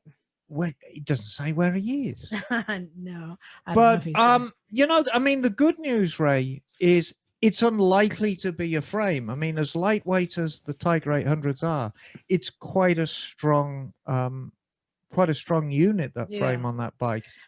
And I'm going to say too, on an adventure bike, it's okay to have some dings and bruises, and it doesn't have to be a perfect bike. It's like It makes it even cooler. It's like the truck syndrome. I mean, if you're driving a truck with a wax job on it, I think you need to really study your life choices. If you're driving a truck with a bashed up tailgate and one door the wrong color, I think you're on the right You're track. living life right. You can have big mirrors if that were your truck. The one that hates is those trucks with the big mirrors that stick out and the trailer hitch is as new as the day they got. Yeah, exactly. I'm like, so and so it is with adventure bikes. You need a little bit. I have to say, by the way, I got to tell you, Jim, talking about adventure bikes, your Honda Rally Raid is the cleanest I have ever seen it today. I have it cleaned it. Shines like a new pin. I have cleaned it. Well, I got the hell they called? What's the stuff what's the stuff you spray on your It's called seat soap, flying darling. off? It's called Silicone? soap. Yes. Soap. And Armor All? then I got these Armor All wipes, so I cleaned it, lube chain, all that kind of stuff, and then took a little Armor All wipe around things. Yeah, it looks great. Yeah, I got too much time on my hands. All right, Jim, you got one to read? I do. And this is from Furman. Yeah. Hey, Furman. Furman. Liza, this one's right up your alley. Longtime listener, sometimes emailer. So I am riding my Sport Tour S1000 XR. Ooh, so that's the BMW. It's that inline four. That really cool sport upright adventure bike. It's like the Versus version, but in a BMW. It looks really fun, like comfortable and fast. Yeah. How much? Hey, Emma, do you know how much horsepower that thing makes? The BMW S1000 XR, that inline four. Oh, the XR. Well, the sport ones are way above 200. I think the XR is the stood up one. Yeah. Oh, it's like 180. It's Jeez Louise, that sounds like a fun bike to ride. Oh yeah. So anyway, he rides that on his favorite back roads, coming up on some nice S curves. Made it around the first curve and hit the brakes. Oh no! A parade of cruisers 10 or more side by side going 5 under the speed limit. They see me but won't let me through. What do I do? Most of the time, I just pass all of them in one shot. Yes, end of email. But that makes for some pissed off cruiser riders. I just don't get it. If I have a group of sport bikes riding faster than me, I give them room to pass. So what does Furman do? He rolls up on a group of Harleys going slow. This is a good question. His bike has 180 horsepower. I mean, come on. This is a good question. And as somebody who has led large groups of riders on big twins, my job is to just keep riding consistently in pattern, and keep the group safe to where we're going. And there are times that you're getting passed by guys on sport bikes. I've been on the Dragon on big cruisers, right? You got to do what you got to do. I got to do what I got to do. And what I got to do is keep my group safe and ride at a consistent pace. To try and get the group to slide over to let you pass, we would want to, but it's a lot to coordinate. I mean, Joe, you ride, do you ride with friends on Harleys? No, you have no friends. Okay. Sorry. How big? Not Harley friends. How big group are we talking about? I don't know, but I mean, I've ridden with a group of like 10 and I've ridden a group of like 30, Yeah, 10 or so. Yeah, 10 or so. And ideally we would get over, but it's the same thing if you were behind a bus. That bus is not going to get over for you. That bus has got to keep going and keep riding safely and slowly. And it's a pain in the ass. So what you're saying is that the correct answer, especially if you're on a 180 horsepower bike, is No.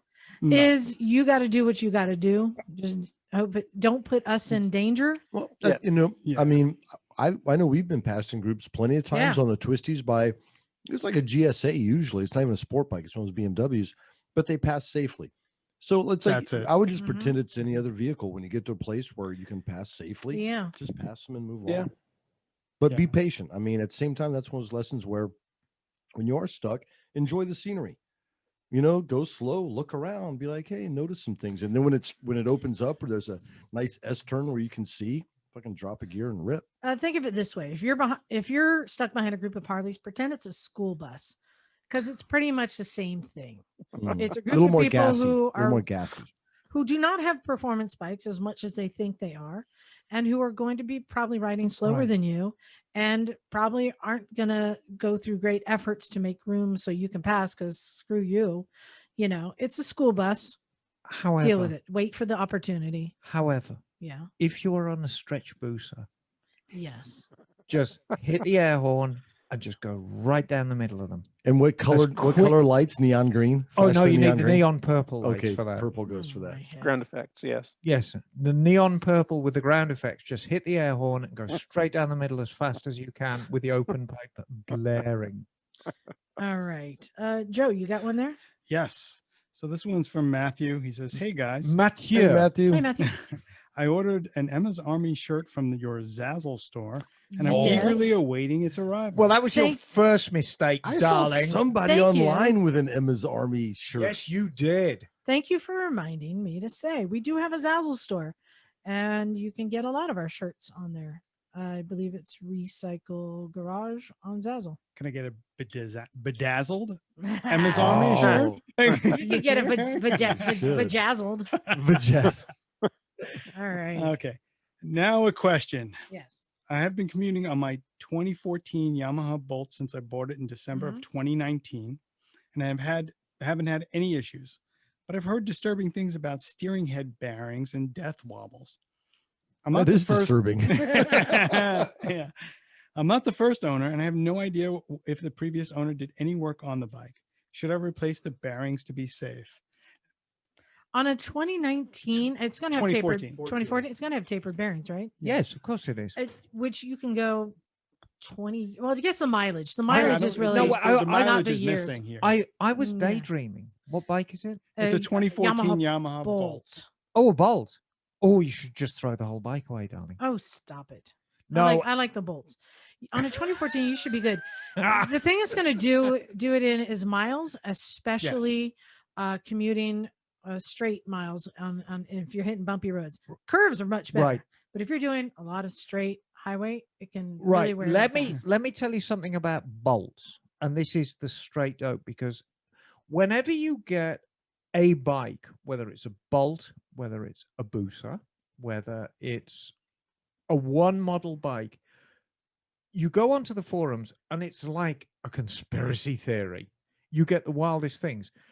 The one thing about a Bolt, it's a high performance cruiser because they move and they move plenty well. They're actually a very, very good bike. But at heart, they're still a cruiser. Mhm. And they are very susceptible to tires. Mhm. You keep an eye on your tires religiously. Yeah. You buy good quality tires, you run them at the correct pressures. Don't make me come round there and with the tire gauge, keep your tires in good condition. It won't give you a problem. I absolutely guarantee you the people who are moaning the loudest about death wobbles, about this and this, the steering head bearings may play a factor, but it's a far smaller factor than you think.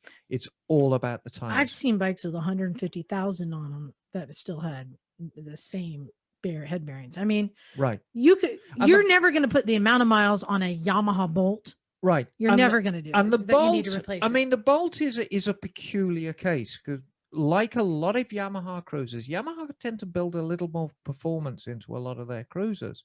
And the Bolt is a perfect example. You've got this big 19-inch front wheel and this very, very chunky 15-inch wheel. And you see them in profile. You go, oh, that's a small hoop on the back and a big hoop on a big fat hoop on the rear and a skinny one on the front. So anytime you've got that kind of setup, tires become a lot more critical than the 1717. That's probably more of a contributing factor. I think you're right on the so nose with keep that. on top of those tires.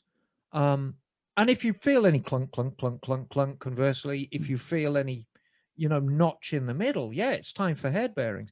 But just to arbitrarily replace them, don't bother. Save your money. I'm talking about on my 1975 motorcycle. I think it's time to do the head bearings. I'm probably just going to grease it, right? And you're not going to have an instant catastrophic event, right? You'll notice little things. I think you are on the spot that tires are more likely subject.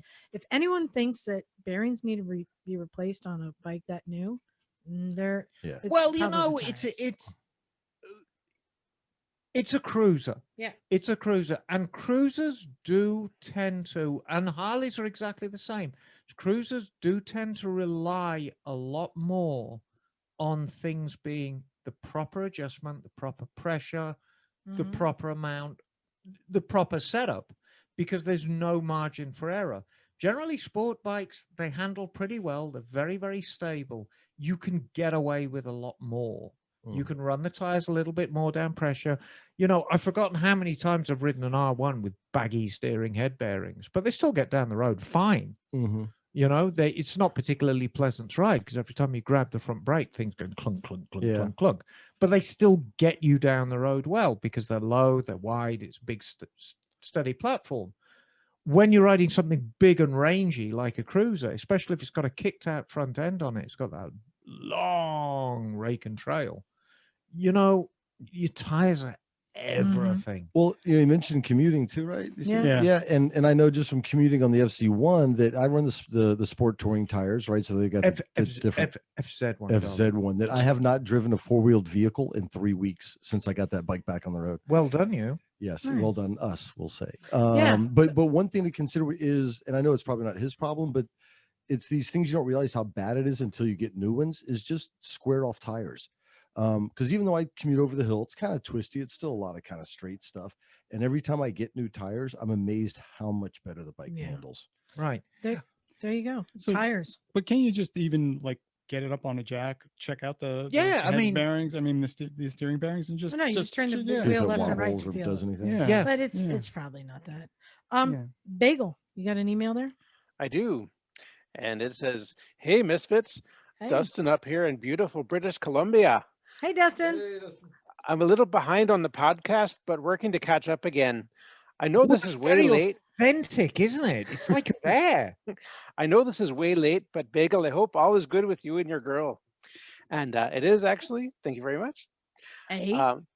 And Dustin continues, I've been dating a new girl for a few months myself here, and I'm getting her into riding on the streets. I have to say, for Miss Emma, this girl is a wonderful British bird. Oh, good. Hey. Right now, between the two of us, we have a 2019 Z900 for myself and a 2004 Ducati Monster 620 to get for her to get into street riding. They're both great bikes, but they are a bit aggressive, particularly the Monster's riding position. I'd like to get us both into something a little more geared for just cruising around and looking online. I've found myself coming back to Miss Emma's beloved Triumph lineup. I'd love to get a comparison from Emma. However, I welcome feedback from all Misfits that are familiar with these bikes. I'm interested in hearing the differences in your opinions between the Bonnie T100 and Street Twin, as well as between Bonnie T120, Speed Twin, and 1200 Scrambler. Keep up with the great work, Misfits, and when the world opens up again one day, we'll make our way down the coast to come and meet the crew. Dustin. P.S. From my previous email, I really enjoyed the expected response from Mike about the street triple, but I've now moved on from that because honestly, it is a bloody weird looking bike. That's a great, good question. You know, if it was just Dustin, I'd say the 1200s because they're so good. They look good. They look good and they go like the absolute The Scrambler, right? That's what he's talking about. all of them. Yeah. All of them. However, this is a bike he needs to share with his bird. And she's a novice rider. The 900s are very, very good bikes. It's just the 1200s are very, very, very good bikes. That 1200 Scrambler, bloody hell, it's an amazing thing. It looks great too. Oh God, yeah. Do you remember when a couple of years ago, when we were up in Oregon for the flat tracks and the Super Hooligan class? Yes. The very last race, he won on the Scrambler. Yes. Do you remember the noise that thing made? Yeah. You're even above the Harley, even above Wiggins Harley. Yeah. You could hear this Triumph go. Brrrr, it just absolutely great. bellowed. If you get a 900, Dustin, if you get any of that 900 range, you're going to be thrilled with it. If you get any of the 1200 range, you're going to be thrilled with it. I know that's not much help. Just remember you're dealing with a more novice rider. Well, he had asked between the T100 and that's the 920. T100 is 900. Yeah. That's the high torque. Oh, yeah. My bad. Yeah. Yeah, it's 900. What does the Street Twin have? Is it the 900? I've got to remember because there's so many of them. I know the Street Coupe. I think the Street Coupe, which is the yellow one, is 900. I think the Street Twin is 900 as well. So you've got two flavors. You've got the 900 high torque and then the 1200 high power. Why not just the Bonneville? Well, no, the Bonneville, this is what they've become now. Yeah, I mean, they're all Bonnevilles. Yeah, they're all Bonnevilles. Practically. Yeah, I mean, the Bonneville is just such a great bike, but they also have is it the America? That's the shorter seat. Oh, the cruiser. No, they kind of dropped that now because Triumphs have kind of moved on. He's buying new, I believe. Yeah. Okay. These are the new ones. That Twin's a 900 too. Yeah, the Twin. I would say I've ridden them all and I love them, but I would say the Twin is the Street Twin is a very capable, easy riding motorcycle. I mean, it almost rides itself. I took it out for a test ride and I was like, this is just, they're bloody marvelous, aren't they? Exactly. The T120, awesome bike, heavier, a lot more power, not as approachable. I would say if he's talking about his significant other, I would go with the Street Twin. So you are concurring with me, Joe. Yes. If it was just him, 1200's all, but you're sharing it with your bird.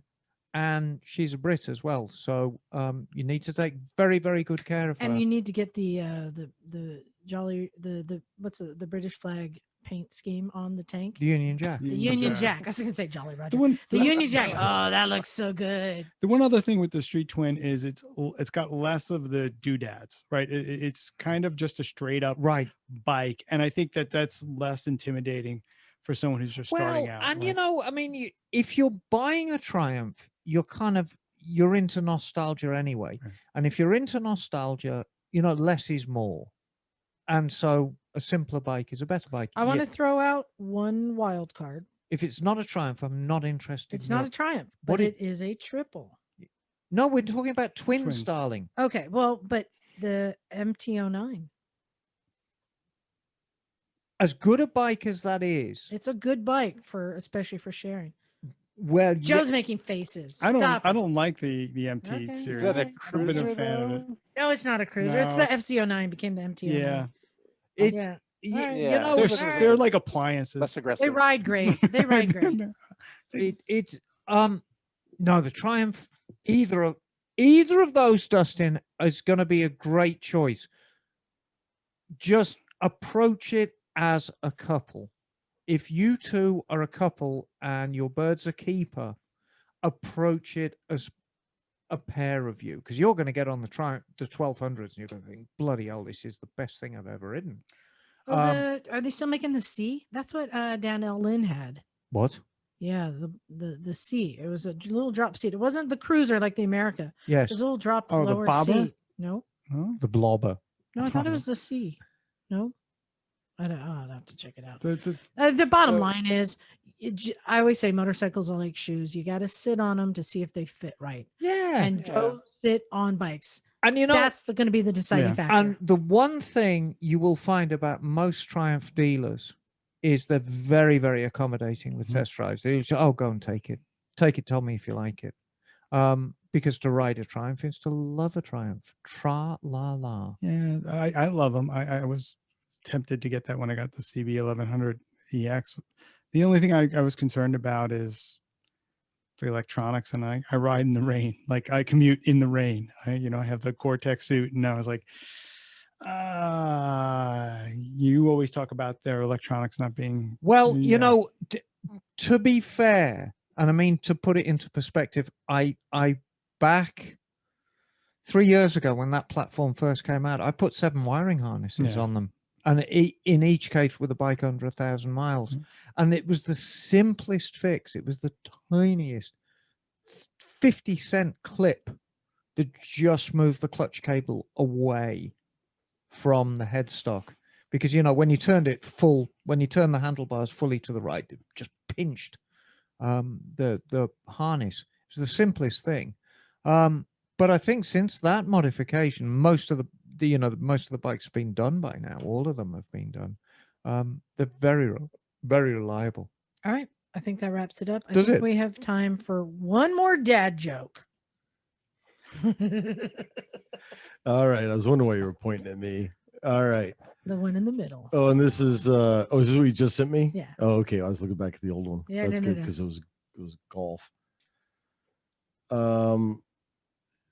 Is it the April showers? Yeah. Okay. Oh God.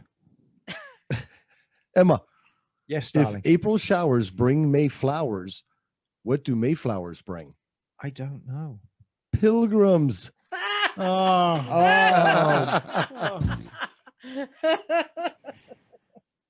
That's Oh, all, good. Pilgrim. That's all, Pilgrim. That was a good dad joke. Oh my goodness.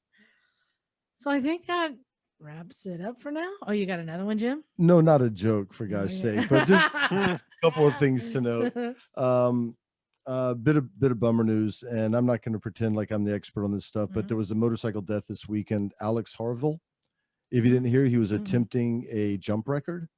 Mm. So yeah, if you didn't hear about it, Mhm. I'm going to read just a little bit out of Yeah. Wikipedia. It's worth knowing. On June 17th, 21, Harville was scheduled to perform a ramp jump at the Moses Lake Air Show, being held at Grant County International Airport in Washington, in an attempt to break a 351-foot record set by Robbie Madison in 2008. Mhm. This record's been around for a while. Yeah. He was doing a practice jump and didn't quite make it, and didn't make it. So condolences and Godspeed there. It's amazing. I was reading this morning, and you see what the Travis Pastranas and the pick your guy, the guys that are jumping these, Josh Hill, they're jumping Yeah. these crazy bikes all the time and make it look effortless. It's amazing. This daredevil stuff these guys do, just life threatening every single time. And I think it'd be good to recognize that. Yeah, I know. I agree. And the other thing, a little bit more upbeat note. So you were trashing the MTs, well, whatever, but I don't care. Anyway, but I was walking down here and I noticed a bike. It was kind of a little head turner and it looked like a young woman, long hair in the back. The only reason I say that. And I'm like, that's a neat looking little bike. I thought it was an 07, but it was smaller. It was an MT-03. Oh yeah, that's what I think Charlie and Micah rode Ooh, when they were over in Europe. And what a that's what got her great into it. looking bike. And I'm like, I if didn't know you're, we had them here. I had never seen one and it looked great that it was proportioned. And this, Or they rode an MT like 125, I think. yeah, okay. But anyway, Yeah. I was like, if you're looking for a, you know, probably a fun, small displacement Mm-hmm. bike, what a good looking bike that was. And I don't mean, and the MT, it just doesn't appeal to me. The series seems to have an over aggressive engine braking for me. It's just like if you take your hand off the throttle. But you have settings on it. You can change the settings. Okay. It's got ride settings. It does? Yeah. Did the older ones have it? Because yeah, when I test rode the FC09 years ago, it had it. Okay. Yeah. Well, yeah, it was the 07. However, if we all like the same thing, what a boring old world. Yeah, this would exactly. be. Right. Totally. Yeah. And I would say, you know, it's a great looking bike. It's a great bike. Just not mine. Reminds me again today of all the different bikes that were at the garage. Brand new, Yeah. like Ducati adventure bikes. Like what was that? Like a 76 XL 125 or Yes. something, and everything in between. Even a Harley. So just remember, let's recap. If you have a suggestion on what to do with all the extra gear, send it to recyclemotorcyclegarage@gmail.com. If you have any great reflectoporn, send it to phil@clevelandmotor.com. The hairier the better. And just a reminder that we're going to be at AMA Vintage Days, and Bagel, I'm looking forward to seeing you there. And that I'm going to be doing the Rev Sisters Film Festival. I've been curating some really cool films, and I'm just so stoked about it. I just got a couple more approved to do. Do you remember the film Fast and Left? Yes, totally. Yeah. Yeah, I loved it. Yeah, it was great. It was it was very Americana, I thought. I really Yes. enjoyed that one. Yeah. Are you going to do a logo for it? The AMA Vintage Days Film Festival via Rev Oh, we Sisters? got a little banner coming. Yeah. Okay. Does it have a drunk guy on an ascot? And then also we've been working on the Black Hills Moto Film Festival. Mm-hmm. So you can go to revsisters.com. That's coming up. We're still accepting submissions. Okay, I'm just going to tell you about a couple films that I'm excited about. I don't even know if we have them yet, but just the fact that there's just more and more films that we're discovering that are coming out. There's one that's a new film right now that is about a guy setting a land speed record, the blind two-wheeled land speed record. Yep, blind dude. That's cool. And there's another one that I've seen that I'm hoping we're getting, which is about Speedway, which we have yet to have a good film on Speedway. Yeah, that would be cool. Which, if people don't know, it's flat track but crazier and Britisher. Yes, it's definitely Britisher. There's tea. There's tea. There are no breaks. There is tea involved. However, are there crumpets? Yes, always crumpets, darling. Back in the 70s, when it was really, at its peak in England, a lot of the stars of Speedway were Scandinavians. Oh, yes. Oh.